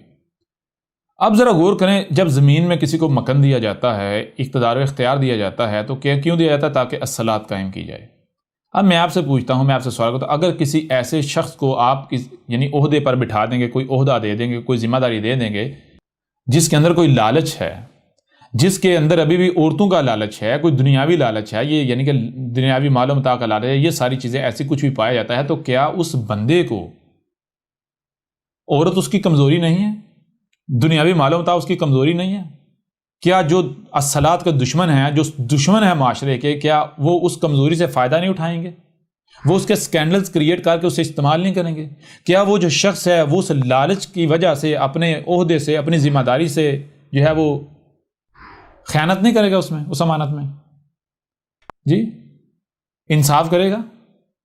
کوئی بھی اسے یعنی وہ پھر رشوت لے گا، معاشرے میں بگاڑ پیدا ہو جائے گا، الصلاۃ ضائع ہو جائے گی۔ وہ عورتوں کی طرف رغبت رکھے گا، اس کو عورتوں کا لالچ دیا جائے گا۔ بات سمجھ آ رہی ہے نہیں آ رہی؟ میک سینس کر رہی ہے نہیں کر رہی؟ ہر چیز جڑ رہی ہے نہیں جڑ رہی؟ لمستم النساء کا مطلب کیا ہے کہ تم کو اگر عورتوں کو چھونے کی بیماری ہے، اگر پیچھے مرض آیا ہے، اگر تم میں سے کسی کو، اگر تمہیں عورتوں کو چھونے کا مرض لاحق ہے، عورتوں کی طرف رغبت رکھنے والے ہو، تو پھر پہلے اپنے آپ کو پیوریفائی کرو، تب تک الصلاۃ کے قریب نہیں جانا جب تک کہ اپنے آپ کو پیوریفائی کر نہیں لیتے، اس بیماری سے نجات حاصل نہیں کر لیتے۔ اور جب طیب رزق آپ استعمال کر اپنے آپ کو پیوریفائی کر لیتے ہیں تو جنسی خواہشات آپ کے کنٹرول میں آ جاتی ہیں، ٹھیک ہے نا؟ پھر دنیا کا کوئی کسی قسم کا حسن جو ہے وہ آپ کے پسند انداز نہیں ہو پاتا۔ بہرحال آگے بڑھیں۔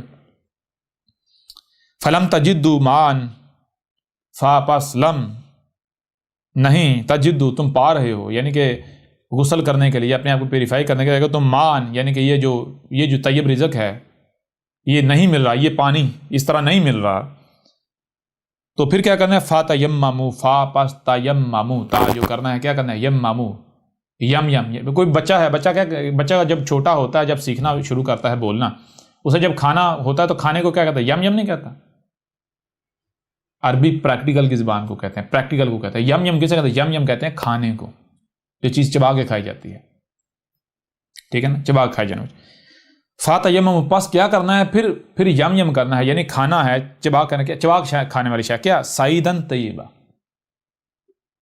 صعیدن طیبہ۔ یہاں سے پھر یہ جو سعید کا ترجمہ مٹی لیتے ہیں، نہ مٹی نہیں، سعید کا ترجمہ مٹی کیسے ہوگا؟ سعید آپ کو بار بار کہا، جب آپ الکتاب پڑھیں گے تو الکتاب میں مکمل تفصیلات موجود ہیں، ایک ایک بات کھول کر واضح کر دی گئی۔ بہرحال سعید جو ہے وہ کسے کہتے ہیں، یہاں پر تھوڑا سا آپ کے اوپر کھول کر واضح کر دیں۔ سعید جو ہے وہ یہ دو طرح سے بنتا ہے، ایک یعنی کہ سواد پلس عین یہ دال، یعنی سواد پلس عید، اور دوسرا سید پلس عید، ٹھیک ہے جی؟ سواد کسے کہتے ہیں؟ شے کا اپنے مقام پر آنا، عید جہاں پہلے تھے وہاں سے پھسل کے واپس آپ اسی مقام پر آ جائیں۔ تو سعید کے معنی کیا بنتے ہیں؟ سعید کے معنی بنتے ہیں وہ شے جو آپ کو واپس اپنے اصل مقام پر واپس لے آئے، جہاں سے آپ پھسل گئے۔ آپ کا اصل مقام کیا ہے؟ نیچر، فطرت۔ تو دیکھنا ہے کہ اگر تمہیں پانی میسر نہیں ہے، یعنی طیب اس طرح رزق میسر نہیں ہے، تو کیا ایسا رزق ہے کہ جو تمہیں واپس اس مقام پر لے آ سکتا ہے؟ پانی نہیں ہے، پانی یعنی نباتات نہیں ہے، ثمرات نہیں ہے، تو پھر پیچھے کیا بچتا ہے؟ پیچھے تو جاندار بچتے ہیں۔ جانداروں کو ایسے ہی کاٹ کے نہیں کھانا، کسی کو قتل نہیں کرنا، کسی جانور کو کاٹ نہیں کھانا۔ ایک صورت ہے، وہ صورت یہ ہے کہ اگر پانی یعنی کہ ثمرات نہیں مل رہے، ثمرات نہیں مل رہے، ثمرات نہیں مل رہے، پیچھے پانی کہا، آگے یم کہا۔ پانی جب پیتے ہیں تو کیا یم کرتے ہیں یا چھڑ ہوتا ہے، گٹ گٹ ہوتا ہے؟ یم چبا کر کھانے کو، پانی کے لیے پینے کا لفظ استعمال ہوتا ہے۔ تو یہاں یم کیوں آیا؟ یم وہی وہ پینے کی ضد، شرب کی ضد ہے، ٹھیک ہے نا؟ تو جب آپ جن مثال کو آپ ثمرات کھا رہے ہوتے ہیں، وہ اصل میں وہ کھا نہیں ہوتے، وہ شرب ہوتا ہے، اس کو شرب کہا جاتا ہے۔ بہرحال کھانا بھی کہہ سکتے ہیں، لیکن اسے تو یہاں یم جو ہے، یم کیا؟ یہ یعنی کہ جو گوشت وغیرہ ہے اس کے لیے استعمال ہوتا ہے۔ تو پھر یعنی کہ اگر پانی نہیں ملتا، یعنی ثمرات نہیں ملتا، تو پھر ظاہر بات اب کیا؟ اب بامر مجبوری ایسے جاندار جو ہیں ان کو کھایا جائے گا جو کہ طیب ہے، جن سے آپ پیوریفائی ہو سکتے ہیں، واپس اس مقام پر آ سکتے ہیں جو کہ آپ کا اصل مقام ہے، سواد بن سکتے ہیں، ٹھیک ہے جی؟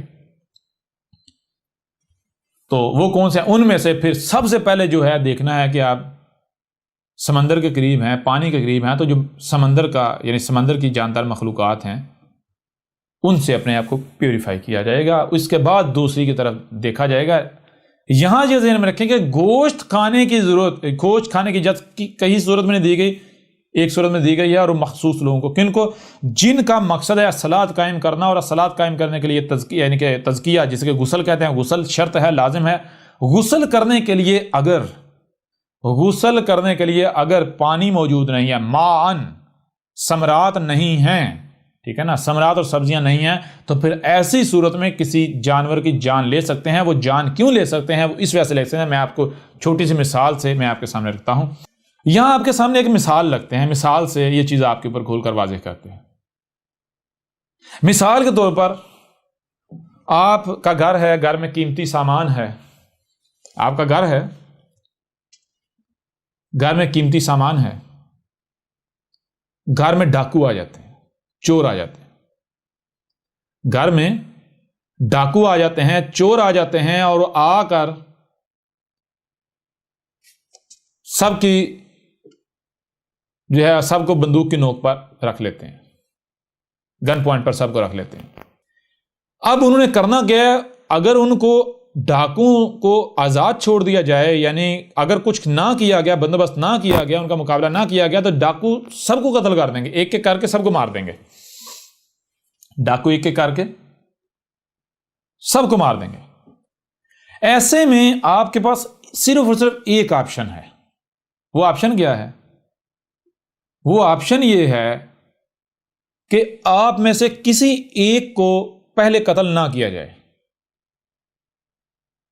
پہلے قتل نہ کیا جائے، یعنی تھوڑا سا وقت ہے، اس جیسے وقت گزرے گا ڈاکو صاحب کو قتل کر دیں گے، لیکن تب تک آپ کے پاس آپشن ہے کہ کوئی ایک بندہ، گھر کا کوئی ایک فرد جو ہے، یا دو فرد جو ہیں وہ، یا ایک فرد جو ہے وہ گن پوائنٹ سے پیچھے رہ سکتا ہے، یعنی وہ بچاؤ کا کچھ نہ کچھ کر سکتا ہے۔ تو کیا وہ بچاؤ کے لیے آپ چاہیں گے، یعنی کس کو چاہیں گے؟ کون جو ہے وہ بچاؤ کے لیے ہونا چاہیے؟ کیا بچہ ہونا چاہیے، عورت ہونی چاہیے، یا گھر کا کوئی بڑا جو طاقتور مرد ہے وہ ہونا چاہیے، عقل مند وہ ہونا چاہیے؟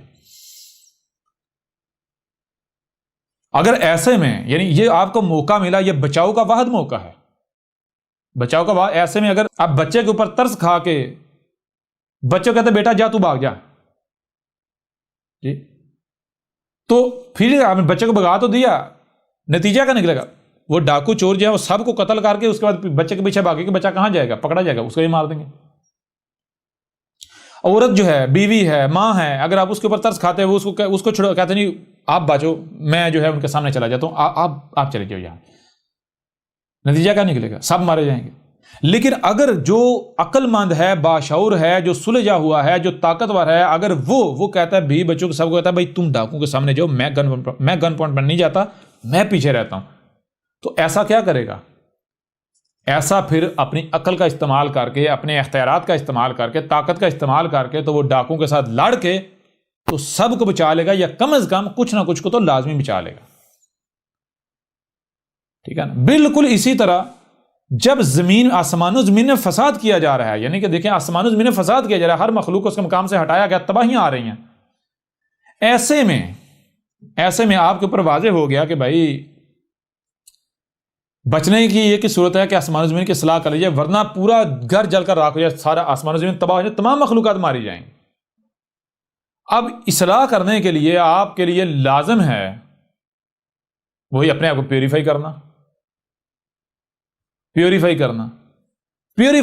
کے لیے، اپنے آپ کو پیوریفائی کرنے کے لیے، انہیں صلاۃ قائم کرنے کے لیے اب کسی نہ کسی کو قربانی دینے کی ضرورت ہے، یا تو سارے کے سارے مریں اسی فساد کی زد میں آ کر، یا پھر اس کی جو اصلاح کرنے کی صلاحیت رکھتے ہیں وہ اصلاح کریں، اور وہ اصلاح اس وقت تک نہیں کر سکتے جب تک کہ کسی دوسرے کو ان کے لیے قربانی نہیں دینی پڑے گی، ٹھیک ہے نا؟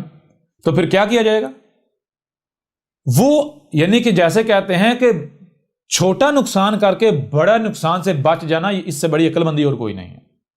لہذا بجائے اس کے کہ آسمان و زمین اس طرح فساد ہوتا رہے، تباہیاں ہوتی تمام کے تمام مخلوقات مر جائیں، قتل ہو جائیں، تباہ ہو جائیں، بہتر یہ نہیں ہے کہ چند ایک مخلوقات جو ہیں، تھوڑی سی چند ایک مخلوق جو ہیں ان کا قتل کر کے، یعنی ان کی قربانی دے کے، ان کو قربان کر کے تو آسمان و زمین کو بچا لیا جائے۔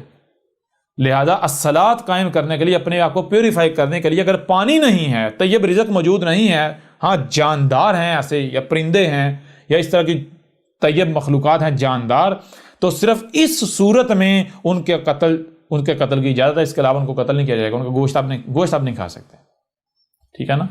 اس صورت میں قتل کیا جائے گا، اس کے علاوہ کوئی دوسری صورت نہیں ہے۔ لہذا کن کو اجازت ہے؟ پہلی چیز مشرکین کو نہیں، انسانوں کو نہیں، صرف ان کو اس چیز کی اجازت ہے جن کا مقصد الصلاۃ قائم کرنا ہے۔ کیوں؟ کیونکہ وہ المومنین ہوتے ہیں، اور المومنین کون ہے؟ اللہ خود ہے۔ تو آسمانوں زمینوں میں جو کچھ بھی ہے کس کا ہے؟ اللہ کا ہے۔ کس کے لیے ہے؟ اللہ کے لیے ہے۔ تو ظاہر بات ہے جب ایک چیز اللہ کی ہے تو اللہ اسے استعمال کرے گا تو یہ جرم نہیں ہوگا، ٹھیک ہے نا؟ بہرحال اس کے اوپر ڈیٹیل کے ساتھ بات کریں گے، تفصیلات کے ساتھ بات کریں گے، لیکن سیدھی سی بات ہے، چھوٹی سی بات ہے کہ اگر تھوڑا سا یعنی چھوٹی قربانی دے کر اگر بڑا فائدہ، بڑے نقصان سے بچا جا سکتا ہے تو یہ عقل مندی ہوگی یا بیوقوفی ہوگی؟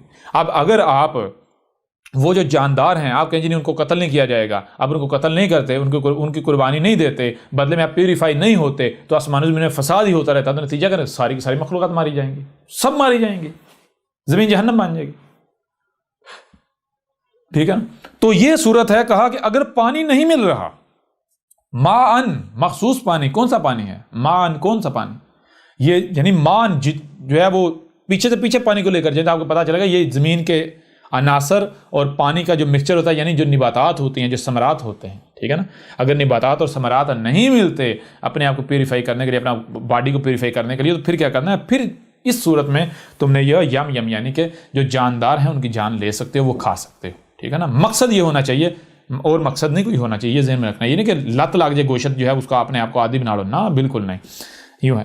پھر آگے جو ہے، آگے جو بہت حیران کن طور پر بہت بڑا راز کھول کر واضح کر دیا، کیا فم سہو، پس کیا ہے؟ کہا فا پس مس ہو رہے ہو، مس ہو رہا ہے، اثر انداز ہو رہا ہے، بی وجوہکم، اس کے ساتھ تمہارے، یعنی جو بھی تم کھاتے ہو، جو پیتے ہو، جو تمہارا رزق ہے، ٹھیک ہے نا؟ یا یہ تم اگر تم اپنا غسل کرتے ہو یا نہیں کرتے، اس سے کیا ہوتا ہے؟ اس سے مس اثر انداز ہو رہا ہے، اثر انداز ہو کے بی وجوہ، تمہاری جو ڈائریکشنز ہیں یہ اثر انداز ہو رہی ہیں۔ اگر تم اپنا تزکیہ کرتے ہو، اپنے آپ کو پیوریفائی کرتے ہو، تمہاری جو ڈائریکشن ہے، سمت ہے، وہ اثر انداز ہوتی ہے، ٹھیک ہے نا؟ اس کے اوپر اثر پڑتا ہے۔ اگر آپ خبیث کھاؤ گے تو آپ کی سوچوں کی ڈائریکشن غلط ہو جائے گی، سوچنے کی سمت بدل جائے گی، دیکھنے کی سمت بدل جائے گی، سننے کی سمت بدل جائے گی، آپ کی جو دلچسپیاں ہیں وہ بدل جائیں گی، آپ کے انٹرسٹ جو ہیں وہ تبدیل ہو جائیں، ان کی سمت بدل جائے گی، ٹھیک ہے نا؟ اگر آپ طیب رزق کھائیں گے تو طیب رزق آپ کا جو چہرہ ہے، آپ کا ڈائریکشن ہے، آپ کا جو رخ ہے، آپ کو جو صلاحیتیں دی گئی، ان صلاحیتوں کی ڈائریکشن ہے، اس ڈائریکشن کے اوپر اثر انداز ہوتا ہے آپ کا رزق، ٹھیک ہے جی؟ تو اگر آپ جو ہے وہ اگر آپ خبیث رزق کہتے ہیں تو یہ مس کرے گا، اور اگر طیب کھاتے ہیں تو پھر مس ہا ہوگا، یعنی آپ کی جو ڈائریکشن ہے، جو اثر انداز ہوگا، جو رزق اثر انداز ہوگا تو پرفیکٹ کر دے گا، آپ کی ڈائریکشن کو سیدھا کر دے گا، آپ کی سوچنے کی صلاحیتیں پرفیکٹ، سوچنے کی صلاحیت پرفیکٹ، سوچیں پرفیکٹ، سننا پرفیکٹ، دیکھنا پرفیکٹ، سمجھنا پرفیکٹ، اعمال پرفیکٹ، سب آپ کی سمت جو ہے وہ قبلہ جو ہے آپ کا درست ہو جائے گا، یعنی کہ بی وجوہکم، وجہ چہرے کو کہتا ہے، چہرہ کسے کہتا ہے؟ ایک یہ ظاہری چہرہ ہے، یہ ظاہر ہے، ہر شخص اس کا جوڑا ہے، جوڑا کیا؟ باطن کیا ہے؟ باطن کے بھائی آپ کے سوچوں کا رخ، اب چہرہ کیا ہے بھائی؟ چہرے پہ کیا ہے؟ ذرا دیکھو، دماغ ہے، آنکھیں ہیں، کان ہے، زبان ہے جی، ناک ہے، سر ہے، تو یہ کیا ہے؟ سننا، تو چہرہ کسے کہتے ہیں؟ رخ کسے؟ وجہ کسے؟ وجہ یہ نہیں کہتے صرف اس کو ظاہری ادھر ادھر موڑ لینا، نہیں، کانوں کا رخ کدھر ہونا چاہیے؟ سننے کی جو سمت ہے، دیکھنے کی سمت، ڈائریکشن، سننے کی ڈائریکشن، بولنے کی ڈائریکشن، سمجھنے کی ڈائریکشن، یہ جو بھی آپ کا رزق ہے وہ آپ کی یہ جو چہرہ ہے اس کے اوپر اثر انداز ہوتا ہے، ٹھیک ہے نا؟ تو وَأَيْدِيَكُمْ، اور جو تمہارے ایدی ہیں، ایدی یعنی جو تمہاری ایدی، ید کسے کہتے ہیں؟ کرنے کی صلاحیت، آپ ید کہتے ہیں ہاتھوں کے، ہاتھ کیا ہیں بھائی؟ ہاتھوں سے کچھ کیا جاتا ہے، یہ صلاحیت جس میں پائی جائے گی اسے عربوں کی زبان میں ید کہا جائے گا، سمجھا رہے؟ جس میں بھی یہ صلاحیت پائی جائے گی، تو ظاہری طور پر یہ ید ٹول اصل کیا ہے؟ اس کا باطن کیا ہے؟ دوسرا پہلو جو ید کہتے ہیں کرنے کی صلاحیت، تو یہ جو تمہاری کرنے کی صلاحیت، جو تمہاری اعمال کرنے کی صلاحیت ہے، یہ جو تم آسمانوں میں ادھر ادھر کرتے ہو، جو بھی کرتے ہو، اعمال کرنے کی صلاحیت کے اوپر تمہارا رزق اثر انداز ہوتا ہے، سمجھ آ رہی ہے نہیں آ رہی؟ اگر تمہارے اندر عورتوں کا لالچ ہے تو تمہارے اعمال کے اوپر اثر انداز ہوگا یہ لالچ، اگر تمہارے اندر دنیاوی لالچ ہے تو یہ لالچ تمہارے اعمال کے اوپر اثر انداز ہوگا، تمہاری سمت تبدیل کر دے گا، تمہاری ڈائریکشن تبدیل کر دے گا۔ ان اللہ کان عفوا غفورا، اس میں کچھ شک نہیں ہے، اللہ تھا کیا؟ یعنی یہ تھا اللہ، جو ایسا کر رہا ہے تو وہ اللہ تھا. اور پھر آگے کیا؟ کانا، جو قدر میں کر دیا، قانون میں کر دیا. کیا قانون میں؟ جو ہو چکا، کیا؟ عفواً غفورا. 100% جو ہے وہ عفو کیا جا رہا ہے، غفر کیا جا رہا ہے. عفو غفر کیسے کہتے ہیں؟ اس کو بورڈ کے اوپر آپ کو جو ہے سمجھا دیتے ہیں، واضح کر دیتے ہیں. عفو و غفر، یہ ہے عفو، اور آگے آ جائے گا غفر. عفو جو ہے وہ بنا ہے عین پلس فے واو فو، اور غفر جو ہے وہ غین پلس فیر فر. اچھا، عین کسے کہتے ہیں؟ عین کی ضد ہے غین. عین کسے کہتے ہیں؟ عین رب خود اپنے آپ میں، اللہ خود اپنے آپ میں جو حق ہے اللہ، عین. اور غین، غین کیا ہے؟ اللہ کی ضد انسان. عین کیا ہے؟ طیب. غین کیا ہے؟ خبیث. تو فو کسے کہتے ہیں؟ فو یعنی جیسے غبارہ ہے نا، تو اس کے اندر آپ پھونک مار رہے ہیں، یعنی فو کہتے ہیں کسی شے کو اندر ڈالنا، ایک شے کو یا کسی کو کسی کے اندر ڈالنا، اسے کہتے ہیں فو. فو کہتے ہیں انسٹال کرنے کو، ٹھیک ہے نا، ڈالنے کو، ٹھیک ہے جی، انٹر کرنے کو. تو عفو کا مطلب کیا ہے؟ عفو کسے کہتے ہیں؟ عفو کہتے ہیں عین کا فو ہونا. عین فو ہو رہی ہے، عین ڈال رہی ہے، عین ڈالی. جب تم اپنے اندر عین ڈال رہے ہو، عین کیا ہے؟ طیب رزق، نیچر. جب تم طیب رزق جو ہے وہ اپنے اندر ڈالو گے، عین ڈالو گے، تو پھر کیا ہوگا؟ تم پہلے غین تھے نا، خبیث تھے نا، تو غین کیا؟ غین فر ہو جی. فر کسے کہتے ہیں؟ فر کہتے ہیں پس، یعنی جسے کہتے ہیں رفو چکر ہو جانا، فر، ٹھیک ہے، بھاگ جانا، دفع ریڈ ہو جانا. تو جب عین فو ہوگی، آپ میں عین ڈلے گی، تو ایک وقت میں ایک ہی رہ سکتا ہے نا، عین ڈلے گی تو غین بھاگ جائے گی، تو آپ کیا بن جائیں گے؟ اللہ بن جائیں گے. تو چیز یہ ہے کہ میرے پیارے بھائیوں، میری پیاری بہنوں، سب سے یہ سوال ہے، سب سے میں آپ سے سوال کرتا ہوں، کہ یہ جو جسے وضو کہتے ہیں، جسے تیمم کہتے ہیں، یہ جو کچھ کرتے ہیں، یا جسے یہ غسل کہتے ہیں، یہ جو کچھ کرتے ہیں، کیا یہ کرنے سے عین آپ کے اندر آ جاتی ہے، آپ عین بن جاتے ہیں اور غین نکل جاتی ہے؟ آپ انسان نہیں رہتے اور اللہ بن جاتے ہیں؟ اگر تو ایسا ہوتا ہے تو یہی جو ہے وہ اس آیت میں کہا گیا. اگر ایسا نہیں ہوتا تو پھر اس آیت میں ایسا کچھ کہا ہی نہیں گیا جو کہ گڑھ لیا گیا. حقیقت اب آپ کے سامنے کھول کر رکھ دی گئی، ٹھیک ہے نا. آپ کا رزق جو آپ کھاؤ گے، جو آپ کا رزق ہوگا وہی آپ بنو گے. یہ وہ وجہ ہے کہ ہر رسول آ کر سب سے پہلا کام کیا کرتا ہے؟ ہر رسول آ کر سب سے پہلا کام یہ کرتا ہے کہ وہ آیات کی تلاوت کر کے تو وہ تزکیہ کرتا ہے. سب سے پہلا کام رسول یہ کرتا ہے کہ وہ تزکیہ کرتا ہے، لوگوں کو پیوریفائی کرتا ہے. یہ رسول کی پہچان ہے. یہی آپ گیتا اٹھا کر دیکھیں، کرشن نے کیا کہا تھا؟ گیتا اٹھا کر دیکھیں یا باقی جو لٹریچر ہے ہندو کا، اس میں دیکھیں تو کیا کہا گیا کہ جو کالکی اوتار آئے گا، کالکی اوتار کی پہچان یہ ہوگی کہ اس کی پہچان یہ ہوگی کہ وہ لوگوں کو، وہ انسانوں کو پیوریفائی کرے گا. ٹھیک ہے جی، یہ تو رسول کی پہچان ہے. یہی قرآن میں لکھا ہوا ہے. رسول جب آتا ہے، رسول کیا کرتا ہے؟ رسول آ کر سب سے پہلا کام کرتا ہے آیات کی تلاوت کرتا ہے اور لوگوں کو پیوریفائی کرتا ہے، تزکیہ کرتا ہے. کیوں بھائی؟ جو آپ کھاؤ گے آپ وہی بنو گے. کیونکہ آپ کی جو اعمال، آپ کا دیکھنا کیا ہے، سننا کیا ہے، سوچنا کیا ہے، سمجھنا کیا ہے، عمل کرنا کیا ہے. اور بھائی یہ اعمال آپ کے اندر جنم لیتے ہیں. کیسے جنم لیتے ہیں؟ یہ کیمیکل ری ایکشن ہے. اگر کیمیکل متوازن ہوں گے تو آپ کے سوچیں متوازن، آپ کا دیکھنا متوازن، آپ کی فکر متوازن، سب کچھ متوازن ہوگا، اعمال متوازن ہوں گے. یہ اعمال جو ہیں پہلے آپ کے اندر جنم لیتے ہیں، پھر آپ کا جسم انہیں اگل دیتا ہے، آپ کا جسم انہیں جنم دے دیتا ہے، ظاہر کر دیتا ہے. ٹھیک ہے نا.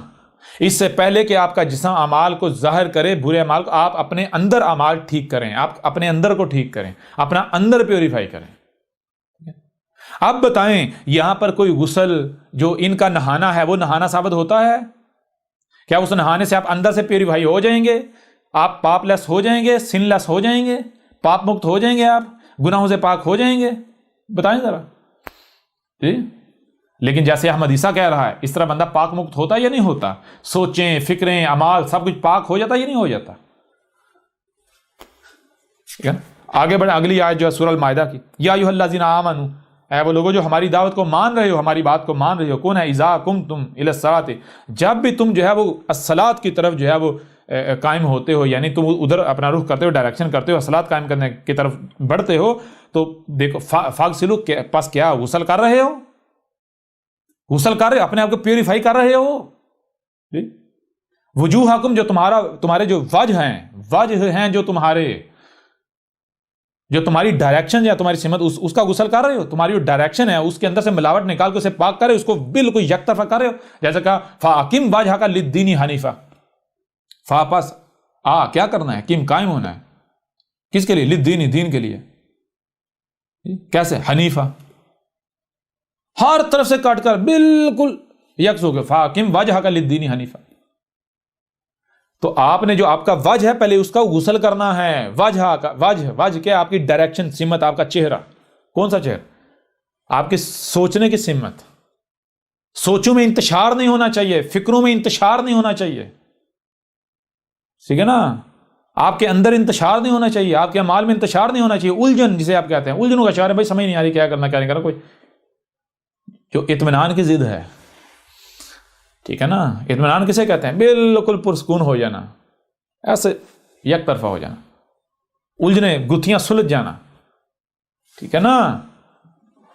جب ڈور الجھی ہوئی ہوتی ہے تو پتہ نہیں چلتا بھائی اس کا سرا کدھر ہے. کبھی نہ بھائی ادھر سرا ہے، ادھر ہے سرا، ادھر ہے سرا، سمجھ نہیں آ رہی ہوتی، ہر طرف سرا نظر آ رہا. یہ اسے کہتے ہیں الجھاؤ. اور اطمینان جب ڈور بالکل سیدھی ہو جاتی ہے، پتہ چل بھائی یہ ہے سرا. تو سرا کتنے طرف ہوتا ہے؟ ایک ہی طرف نہیں ہوتا. تو یہ یا ایھا الذین آمنوا اذا قمتم الی الصلاۃ فاغسلوا وجوہکم وایدیکم الی المرافق وامسحوا. یہاں کیا اور ایدیکم جو تمہارے ید ہیں، تمہاری جو کرنے کی صلاحیت ہے اس کا غسل کر رہے ہو. اگر غسل نہیں کرتے تو جان لو. مسئلہ کیوں کہا جا رہا ہے؟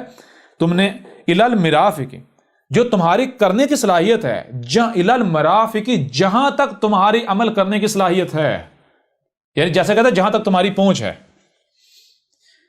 تو کیا ہو رہا ہے؟ فامسحوا، تم کیا ہو رہا ہے؟ مس کر رہے ہو.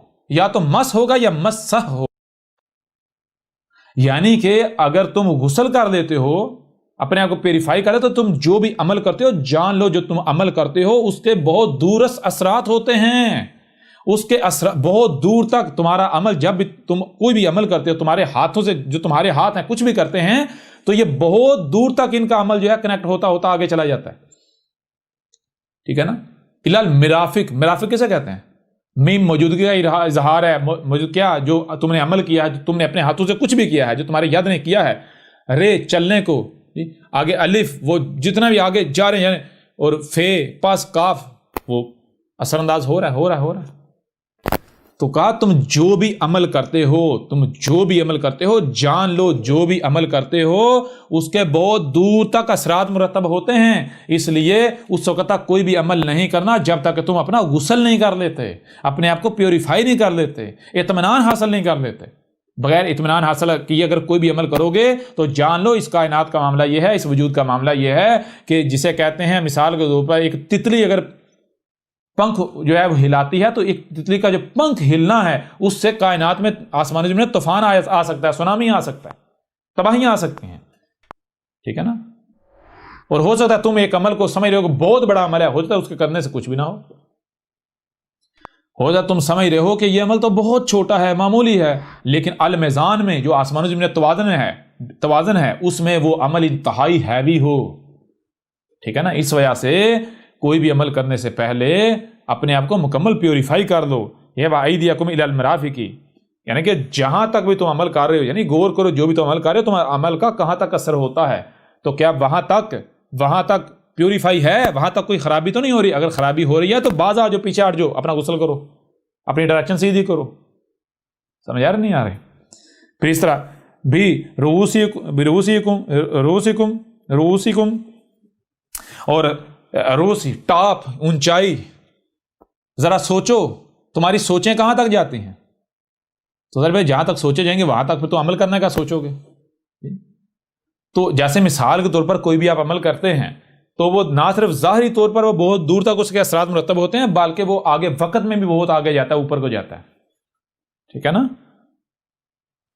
تو یہ چیز ہے. پھر آگے وارجلکم الی الکعبین، اور پھر یعنی کہ یہ مثال آپ جو جیسے آپ چلتے ہو تو کہاں تک آپ چل کے جا رہے ہو. تو مطلب یہ ہے کہ جہاں تک بھی تم عمل کر رہے ہو، جہاں تک بھی تم آسمان و زمین کے اوپر اثرات مرتب کر رہے ہو، جہاں تک بھی تم کوئی اعمال کر رہے ہو، جہاں تک جا رہے ہو، غسل کر لو، ورنہ جہاں تک تم عمل کرو گے فساد ہی کرو گے، تمہارے عمل کا جہاں تک اثر جائے گا تباہی مچے گی. یہ کہا جا رہا ہے ان آیات میں. آگے بڑھے. وَإِن كُنتُمْ جُنُوبًا، اور اگر تم امپیوریفائی ہو یعنی پیوریفائی نہیں ہو تو پھر کیا کرنا ہے؟ فَاتَّطَہَّرُوا، تو پس کیا کرنا ہے؟ پس سب سے پہلا کام یہ کرنا ہے کہ اپنے آپ کو پیوریفائی کرنا ہے. پہلے تمہیں بتایا کہ جان لو اگر تم بغیر غسل کیے، اپنے آپ کو پاک کیے بغیر، طاہر کیے بغیر کوئی بھی عمل کرتے ہو تو وہ عمل جہاں یعنی کہ وہ عمل جس مخلوق کے ساتھ وہ اس کا تعلق جڑتا جائے گا وہ اس پر اثرات مرتب کرے گا. پھر وہاں تک نہیں، آگے فیوچر میں وہ آگے جہاں تک اوپر جائے گا اس کے اثرات اتنے ہی اوپر تک جائیں گے. مثال کے طور پر آپ ایک درخت لگاتے ہیں، اس درخت کا پھل جو بھی کھائے گا اس کے اوپر اثرات مرتب ہوں گے. ایک بندہ ہے، آپ نے درخت لگایا، اس نے پھل دیا، وہ بندہ پھل کھاتا ہے، پھل کھا کے زندہ رہتا ہے، وہ درخت آپ نہ لگاتے وہ بھوکا مر جاتا ہے. اب آپ کے درخت لگانے کے اس نے پھل کھایا، زندہ رہا، زندہ رہ کے عمل کرے گا، اس کے اعمال آگے اور مخلوقات کے ساتھ اس طرح تعلق بڑھتا غور کریں کہاں تک جاتا ہے. آسمان و زمین ہر مخلوق دوسرے ساتھ کنیکٹڈ ہے، لہٰذا جو بھی تم عمل کرتے ہو تو آگے جہاں تک اس کا وہ جڑتا چلا جاتا ہے. تو ویسے ہی اگر تم صحیح پرفیکٹ عمل کرو گے تو اصلاح ہوگی، فائدہ ہوگا ہر مخلوق کا. اگر تم جو ہے وہ خراب عمل کرو گے یعنی کہ تو اس کا نتیجہ کریں گے، اس کا نتیجہ جہاں تک وہ تعلق اس کا قائم ہوگا مرافق، تو یعنی کہ وہ تباہیاں مچائے گا، خرابیاں کرے گا، فساد کرے گا. پھر صرف اتنا ہی نہیں، آگے وقت کی پٹ بہت اوپر تک جاتا ہے، بہت اوپر تک جاتا ہے. یہ تمہارا جو بھی عمل ہوتا ہے بہت اوپر تک جاتا ہے، آگے تک جاتا ہے، فیوچر میں آگے بہت آگے جاتا ہے، اوپر تک جاتا ہے. ٹھیک ہے نا، بہت اوپر تک جاتا ہے وقت میں اوپر تک. اور جہاں تک بھی تم جاتے ہو، جہاں تک تم جا کے پنگے لے رہے ہو، چھیڑ چھاڑ کر، جہاں تک بھی تم اعمال کر رہے ہو اثرات مرتب ہوتے ہیں، جان لو. ٹھیک ہے نا. لہذا اگر تم جنب ہو یعنی تم امپیوریفائی ہو، دیکھیں نا جنب یہاں جنب کی ضد طاہر آیا. طاہر کسے کہتے ہیں؟ طاہر کہتے ہیں پیوریفائی ہونے کو، پیور کو. اور جنب جب طاہر کی ضد ہے تو طہارا کسے کہتے ہیں؟ طہارا کہتے ہیں پاک کو، صاف کو، پیور کو. تو جنب کہتے ہیں جس میں ملاوٹ ہو، جو امپیور ہو. جی تو یہ اگر تم امپیور ہو تو کیا کرنا ہے؟ پہلے اپنے آپ کو طاہر کرنا ہے. وَإِن كُنتُم مَرْضَىٰ عَلَىٰ سَفَرٍ وَجَاءَ أَحَدٌ مِّنكُم مِّنَ الْغَائِطِ، یہ وہی چیزیں ساری آ گئی. اور اس کے آخر میں کیا کہا؟ اس میں بھی یعنی وہی کہا فَتَيَمَّمُوا صَعِيدًا طَيِّبًا فَامْسَحُوا بِوُجُوهِكُمْ وَأَيْدِيَكُمْ مِنْهُ، یعنی کہ کہا کہ اس سے کیا ہو رہا ہے؟ اس سے تمہارے جو وجہ ہیں، ٹھیک ہے نا، وہ اثر انداز، یعنی یہ تمہارا یعنی کہ اگر تم اپنے آپ کو پیوریفائی کرتے ہو تو تب بھی یہ تمہارے جو یعنی کہ تمہارے جو چہرے ہیں، ڈائریکشن ہیں، تمہارے جو کرنے کی صلاحیت، ان کے اوپر اثر انداز ہوتا ہے. اور اگر نہیں کرتے تب بھی یعنی کہ اثر ہوتا ہے، اس سے آسمان و زمین پر اثرات مرتب ہوتے ہیں. اب اگر تم اپنے آپ کو پیوریفائی کرو گے تو ظاہری بات ہے پھر صالح اعمال کرو گے، آسمان و زمین میں اصلاح ہوگی. اور اگر تم امپیور ہو اور جو بھی عمل کرو گے تو پھر آسمان و زمین میں فساد ہوگا، تباہیاں آئیں گی. اب آگے کیا؟ یہ جو تمہیں کہا گیا ہے، کیوں کہا گیا ہے؟ ما یریدو، نہیں چاہ رہا اللہ ہے، لیجعل علیکم من حرج، تو تمہارے پر کسی قسم کوئی حرج نہیں کرنا چاہتا. حرج کسے کہتے ہیں؟ کسی کو یہ جناب بلا وجہ کوئی کام کہہ دیا جس سختی چاہتا ہے یا پریشانی چاہتا ہے یا آپ کو کچھ تکلیف دینا چاہتا ہے، نہیں. حرج کہتے ہیں؟ حرج کہتے ہیں جناب فضول، یعنی بلا وجہ یہ کام کہہ دیا جس کے کرنے سے ایسی مجھے جناب ایسے جان بوجھ کے مجھے تکلیف دی ہوئی، ایسے جان بوجھ کے میرے اوپر بوجھ ڈالا ہوا نا. ہاں اللہ یہ پتہ ہے ہمیں یہ کام کرنے سے تمہیں سختی کا سامنا کرنا پڑے گا، لیکن یہ سختی بلا وجہ ہم تمہیں نہیں دے رہے. ہمارا مقصد تمہیں سختی دینا نہیں ہے. اگر تمہیں یہ کرنے سے سختی کا سامنا کرنا پڑتا ہے، مشکل کا سامنا کرنا پڑتا ہے، اذیت کا یا تکلیف کا سامنا کرنا پڑتا ہے، تو مقصد یہ نہیں ہے کہ تمہیں تکلیف دی جائے، اذیت دی جائے، سختی دی جائے، نہیں. مقصد یہ ہے وَلَٰكِنْ يُرِيدُ لِيُطَّهِّرَكُمْ، جو ہے ہماری چاہت یہ ہے کہ تمہیں پاک کیا جائے، تمہیں پاک کرنے کے لیے، تمہیں پیوریفائی کرنے کے لیے. کیونکہ جب تک تم پیوریفائی نہیں ہوگے تب تک تم وہ عمل نہیں کرو گے جو عمل کرنے چاہیے. اور جب تم وہ عمل نہیں کرو گے تم ذلیل و رسوا ہو جاؤ گے، ذلت کا شکار ہو جاؤ گے. ہم نہیں چاہتے کہ تم ذلت کا شکار ہو، ہم چاہتے ہیں تمہیں دنیا میں عزت ملے. اور عزت کس صورت میں ملے گی؟ اسی صورت میں جب تم اپنے آپ کو پیوریفائی کرو گے. جب تم اپنے آپ کو پیوریفائی کرو گے تو پھر کیا ہوگا؟ ہم کیا چاہتے ہیں ہم چاہتے یہ ہیں وَلِيُتِمَّ نِعْمَتَهُ عَلَيْكُمْ لَعَلَّكُمْ تَشْكُرُونَ، ہم یہ چاہتے ہیں کہ ہم اس کے ذریعے سے یعنی اس لیے ہم ایسا چاہ رہے ہیں کہ ہم تمہارے اوپر اپنی نعمت جو ہے وہ پوری کرے، اور یہ ہے کہ تم کیا کرو، اس کے اوپر ہم نے شکر کرنا رکھ دیا۔ نعمت کون سی؟ یعنی جو ہم تمہیں کہہ رہے ہیں، جب تم یہ کرو گے تو تمہیں ہم دنیا میں عزت دیں گے، تمہیں ہم دنیا میں عزت دیں گے، بلند مقام دیں گے۔ اگر تم یہ کرتے ہو تو پھر کیا ہوگا، تم شکر کر پاؤ گے، کیونکہ دنیا میں عزت بلند مقام کیسے ملے گا؟ وہ تو ملے گا تب جب تم ہر شے کا جو تمہیں صلاحیتیں دی گئی ان کا اسی مقصد کی استعمال کرو گے جس مقصد کے لیے دی گئی، اور ان صلاحیتوں کا اب تم اس وقت تک اس مقصد کے لیے استعمال کر ہی نہیں سکتے جب تک تم اپنے آپ کو پیوریفائی کرتے نہیں۔ ٹھیک ہے نا؟ تو یوں شکر کسے، شکر کفر کے زیادہ، کفر کسے کہتے ہیں؟ جو بھی آپ کو دیا گیا اس کا اسی مقصد کے لیے استعمال کرنے سے انکار کر دینا، یا جو بھی آپ کو کہا جا رہا ہے وہ ماننے سے انکار کر دینا، اور شکر کہتے ہیں جو بھی آپ کو دیا گیا، جو آپ کو کہا جا رہا ہے وہ ماننا، وہی کرنا، اس کا اسی مقصد کے لیے استعمال کرنا۔ لہٰذا آپ شکر کر ہی تب سکتے ہیں جب آپ اپنے آپ کو پیوریفائی کر لیتے ہیں۔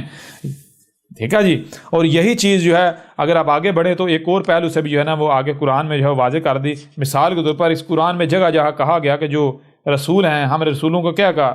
رسولوں کو ہم نے کہا کہ جناب جو طیب رزق ہے اس سے کہو، تم طیب رزق کھاؤ گے، طیب رزق استعمال کرو گے تب ہی تم صالح عمل کر پاؤ گے۔ رسول بھی اس وقت تک صالح عمل نہیں کر سکتا جب تک کہ وہ طیب رزق نہیں کھاتا، طیب رزق استعمال نہیں کرتا۔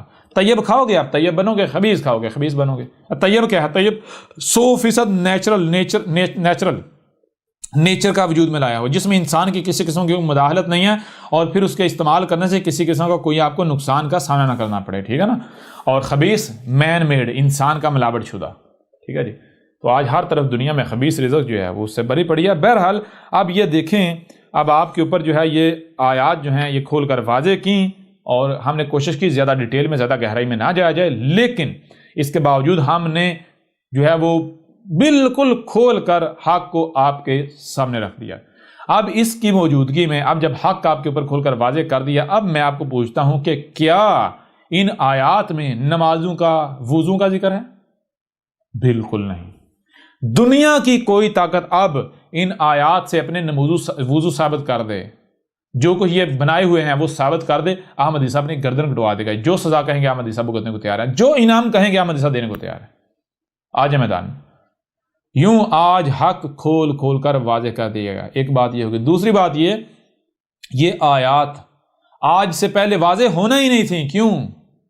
کیونکہ یہ جو نمازیں ہیں یہ محمد سے پہلے کی چلی آ رہی ہیں، یہ وضو، یہ سب کچھ جو کچھ ہو رہا ہے یہ محمد سے پہلے کا چلا آ رہا ہے۔ اس وقت محمد نے کہا تھا یہ الصلاۃ نہیں ہے، ٹھیک ہے، یہ تمہارے آباء و اجداد نہیں مانے تھے، وہ تو بعد میں سرنڈر کیا تھا۔ اسی قرآن میں ہے، ایمان تو یہ لائے نہیں، یہ کہتے ہیں ہم ایمان لیں، ایمان تو لائے نہیں، اسلام لائے نہیں، یعنی انہوں نے سرنڈر کیا ہے موت کے خوف سے۔ ٹھیک ہے نا؟ مانے تھے نہیں، وہی کرتے آئے جو نسل چلتا رہا تھا۔ بلکہ اس کے اوپر ایک اور پہلو سے الگ سے بات کریں گے اپنے وقت پر آگے چل کے۔ تو چیزیں چلتے آئے، اور انہوں نے جو ان کو آباء و اجداد سے منتقل ہوا، انہوں نے الٹا اس کو اس قرآن سے منسوخ کر قرآن کے اوپر تھوپ دیا۔ حالانکہ یہ آیات آج کا ذکر ہے، آج احمد عیسیٰ کی تاریخ ہے، یہ ساری آج احمد عیسیٰ کی دعوت ہے۔ ٹھیک ہے، بار بار آپ کو کہا کہ جب آپ یہ الکتاب جو ہے اسے ڈاؤن لوڈ کریں گے، حاصل کریں گے، اسے شروع سے لے کر آخر تک ترتیب سے تفصیل کے ساتھ پڑھیں گے، تو آپ کے اوپر ایک ایک بات کھل کر واضح ہو جائے گی۔ دنیا کی کوئی طاقت جو ہے انکار نہیں کر سکتی۔ پھر اس کے علاوہ احمد عیسیٰ چیلنج کے ساتھ یہ کہتا ہے، چیلنج کے ساتھ، جس کو بھی یہ یقین ہے کہ بھائی نماز ہی الصلاۃ ہے، ٹھیک ہے، جو 5 وقت کا نمازی ہے، بچپن سے نمازی ہے، جس نے آج زندگی میں آج تک نماز نہیں چھوڑی، میں اسے چیلنج کے ساتھ کہتا ہوں وہ ایک بار غیر جانبدار ہو کے یہ جو الکتاب ہے اس میں الصلاۃ کا چیپٹر پڑھ لے شروع سے لے کر آخر تک، اس کے بعد اگر اس کی نمازیں رہ گئیں، اگر وہ نماز پڑھ گیا، احمد عیسیٰ کی گردن کاٹ دیجیے گا۔ ٹھیک ہے نا؟ وہ نمازیں نہیں پڑھ پائے گا، چاہ کر بھی نہیں پڑھ پائے گا، نمازیں چاہ کر بھی نہیں پڑھ پائے گا، کیوں؟ اس کے اوپر نمازوں کا دجلہ عظیم چاک ہو جائے گا۔ ٹھیک ہے جی، یہ ہے الکتاب میں، یہ احمد عیسیٰ کی دعوت، یہ احمد عیسیٰ جو آپ کو نصیحت کر رہا ہے، جو آپ کے اوپر حق کھول کر واضح کر رہا ہے۔ بہرحال اب اس پہلو سے بھی آپ کے اوپر حق کھل کر واضح کر دیا۔ اب میں آپ سے سوال کرتا ہوں کہ کیا یہاں سے نمازیں ثابت ہوتی ہیں، وضو ثابت ہوتے ہیں؟ وہ بھائی سیدھی سی بات ہے، دیکھیں آپ کو پیوریفائی کرنا ہے، آپ کو پاک کرنا ہے، تو پاک کیسے ہوتا ہے بندہ؟ اتنا آسان ہے، اتنا آسان ہے۔ محمد نے کہا جو ہے وہ نجس ہوتا ہے، خبیث ہوتا ہے، پلید ہوتا ہے۔ کون؟ مشرک۔ مشرک آپ کنہیں کہتے ہیں؟ کیا مشرک جو ہے وہ نہاتے نہیں ہیں؟ وہ صابن شیمپو استعمال نہیں کرتے؟ وہ اپنے کو رگڑتے نہیں ہیں، کوچتے نہیں ہیں؟ بڑی عجیب بات ہے، آپ نہاؤ، آپ نہانے سے پاک ہو جاتے ہو، مشرک جو ہے وہ نہانے سے پاک نہیں ہوتا۔ اگر پانی اپنے اوپر انڈیل کر ڈال کر اپنے آپ کو کوچنا، صابن سے رگڑنا، یہ پاک ہونا ہے، تو وہ تو پھر مشرک کو بھی پاک ہو جانا چاہیے، کیونکہ جو میل کچیل، جو گندگی آپ کے جسم سے اترتی ہے وہ تو اس کے جسم سے بھی اتر جاتی ہے پانی سے، صابن سے۔ وہ پاک کیوں نہیں ہوتا؟ وہ نہانے کے باوجود خبیث کیوں رہتا ہے، پلید کیوں رہتا ہے، نجس کیوں رہتا ہے؟ یا کہیں ایسا تو نہیں کہ تم لوگ خود بھی مشرک ہو اور حقیقت تو یہی ہے؟ ٹھیک ہے نا؟ نہانا، غسل اندر سے ہوتا ہے، باہر سے نہیں ہوتا، اندر سے غسل ہوتا ہے۔ پیوریفائی آپ اندر سے ہوتے ہو، باہر سے نہیں، ٹھیک ہے نا؟ آپ کا جسم، آپ کی باڈی کیمیکل فارمولا ہے، کیمسٹری کا فارمولا ہے، اس میں فزکس ہے، اس میں کیمسٹری ہے، اس میں میتھمیٹکس ہے، ٹھیک ہے؟ آپ جو کھاؤ گے وہی بنو گے۔ اگر آپ کا جسم جن عناصر سے بنا وہ عناصر متوازن ہیں تو آپ کا جسم بھی متوازن ہوگا، کوئی بیماری نہیں ہوگی، کوئی اس میں خرابی نہیں ہوگی، آپ کی سوچیں، فکریں، سب کچھ پرفیکٹ ہوگا، آپ کے اعمال پرفیکٹ ہوں گے، آپ بلا وجہ غصہ نہیں کریں گے، کوئی لالچ، بغض، حسد نہیں ہوگا۔ اور اگر آپ کا رزق جو ہے وہ خبیث ہے تو پھر آپ اسی کے مطابق جو ہے وہ بن جائیں گے، یعنی کہ آپ کا رزق جن عناصر سے وجود میں ہے وہ غیر متوازن ہے، تو غیر متوازن عناصر سے آپ کے جسم کے اندر جو دو طرح کی انرجی ہے، گرم اور ٹھنڈی، غیر متوازن وجود میں آئے گی، تو وہ جو غیر متوازن انرجی جو آپس میں اختلاط ہوگا تو ان کا جو ری ایکشن ہوگا وہ بھی غیر متوازن ہوگا۔ آپ کی سوچیں غیر متوازن، آپ کی فکریں، سمجھیں، آپ کا سننا، دیکھنا، بولنا، چلنا، ہاتھوں، یعنی آپ کی باڈی جب غیر متوازن ہو جائے گی تو یہ جو بھی کرے گی، جس کا بھی اظہار کرے گی عمل کی صورت میں، وہ غیر متوازن ہی کرے گی، فساد ہی کرے گی، اصلاح نہیں کرے گی، ٹھیک ہے؟ یہ ہے حق۔ اور یہ جو آپ کے معاشرے کے اندر میں جو عدم برداشت پائی جاتی ہے، یہ عدم برداشت یورپ میں اتنی کی نہیں ہے، اس کی وجہ کیا ہے؟ رزق ہے اصل وجہ، رزق ہے اصل وجہ۔ تمہارا جو رزق ہے وہ یورپ کی نسبت انتہائی گندا ہے، انتہائی خبیث ہے۔ تمہارا رزق جو ہے وہ تو ہے ہی گرم انرجی ساری کی ساری۔ یورپ میں پھر بھی سبزیاں اور فروٹ جو ہے یہ کثرت سے استعمال ہوتے ہیں۔ یورپ میں گوشت اتنا استعمال نہیں ہوتا، بے شک ہوتا ہے، اتنا استعمال نہیں ہوتا، پہلی بات۔ دوسری بات، یورپ میں سالاد، سبزیاں، فروٹ زیادہ استعمال ہوتا ہے۔ یورپ میں دالیں، چنے، یہ چیزیں انتہائی کم نہ ہونے کے برابر استعمال ہوتی ہیں، اور تمہارے ہاں دالیں چنے کیا ہیں؟ آگ ہے، آگ، جن چھپا ہوا ہے اس میں، ابلیس، اور پھر ساتھ گندم، دالیں، چنے، گندم، چاول، پھر سونے پہ سہاگا، کتے، سور، گدے کاٹ کاٹ کے کھائی جا رہے ہیں۔ گوشت اور مرغی جو خبیث وہ دیکھیں، سبزیوں کا پتہ ہی نہیں، فروٹس کا پتہ ہی نہیں، وہ جو فروٹس ہیں ان کے اندر بھی زہر ڈالا ہوا ہے، ان کو بھی کیمیکل لگا لگا کے زہر بنایا ہوا، آگ بنایا ہوا ہے۔ اچھا، تمہارے جو لوگ تمہارے اندر جو امیر لوگ ہیں ان کے اندر اتنا غصہ اس یہ چیزیں کیوں نہیں؟ جو باقیوں عدم برداشت باقیوں میں زیادہ، امیر گھرانوں کے جو بچے ہیں ان کے اندر اتنی عدم برداشت کیوں نہیں ہے؟ وہ ٹھنڈے مزاج کیوں ہوتے ہیں؟ کیونکہ ان گھروں میں سبزیاں اور فروٹ زیادہ کھایا جاتا ہے، اور تم جو مرغی کھا رہا ہے وہ خبیث گند کھا رہا ہے، وہ وہی بن رہا ہے، جو کھا رہے وہی بن رہے ہو، ٹھیک ہے؟ اگر اپنے اعمال کی اصلاح چاہتے ہو، اگر آسمان و زمین اصلاح چاہتے ہو، اگر آپ فساد سے بچنا چاہتے ہو تو اپنا رزق دیکھو، ٹھیک ہے؟ ورنہ عذاب تمہارے سر کے اوپر ہے۔ غسل یہ نہیں ہے کہ باتھ روم میں گھسے پانی میں ڈوب کے لگائی، نا، غسل یہ نہیں ہے۔ غسل اپنے آپ کو اندر سے پیوریفائی کرنا ہے۔ یہ تمہارے آباء و اجداد نے تمہیں گمراہ کر کے رکھ دیا، تمہیں ضلال مبین میں دھکیل دیا، اور تم خوش ہو، موجیں کر رہے ہو۔ لہذا اس پہلو سے بھی حقیقت جو ہے، حق جو ہے وہ کھول کر آپ کے اوپر بالکل واضح کر دیا۔ اب اگر کوئی مانتا ہے مانے، نہیں مانتا نہ مانے، کھڈے میں جائے احمد عیسیٰ کے جوتے کی نوک پر۔ ٹھیک ہے، بات ختم۔ اس کو بھی یہیں پر جو ہے وہ کلوز کرتے ہیں، اور اب جو ہے وہ آگے بڑھیں گے اور اسی سے قرآن سے اور آیات سے صلاۃ کے اوپر جو ہے بات کریں گے، مزید جو اوقات و صلاۃ وغیرہ اور اس طرح کا جو کچھ بھی اخذ کیا جاتا ہے سب کچھ جو ہے وہ کھول کر آپ کے سامنے رکھیں گے۔ اس نشست کو یہیں پر جو ہے وہ ختم کرتے ہیں۔ آپ ملتے ہیں اگلی نشست میں۔ احمد عیسیٰ کون ہے؟ کیا آپ احمد عیسیٰ کو جانتے ہیں؟ احمد عیسیٰ وہ ہے جس نے ان باتوں پر سے پردہ اٹھایا ہے جس پر آج ہر کوئی اختلاف کر رہا ہے۔ حق اور باطل کی پہچان اب انتہائی آسان۔ آج ہی الکتاب کو ڈاؤن لوڈ کریں۔ مزید ویڈیوز کے لیے احمد عیسیٰ کے یوٹیوب چینل کو وزٹ کریں اور چینل کو سبسکرائب کرنا مت بھولیے گا۔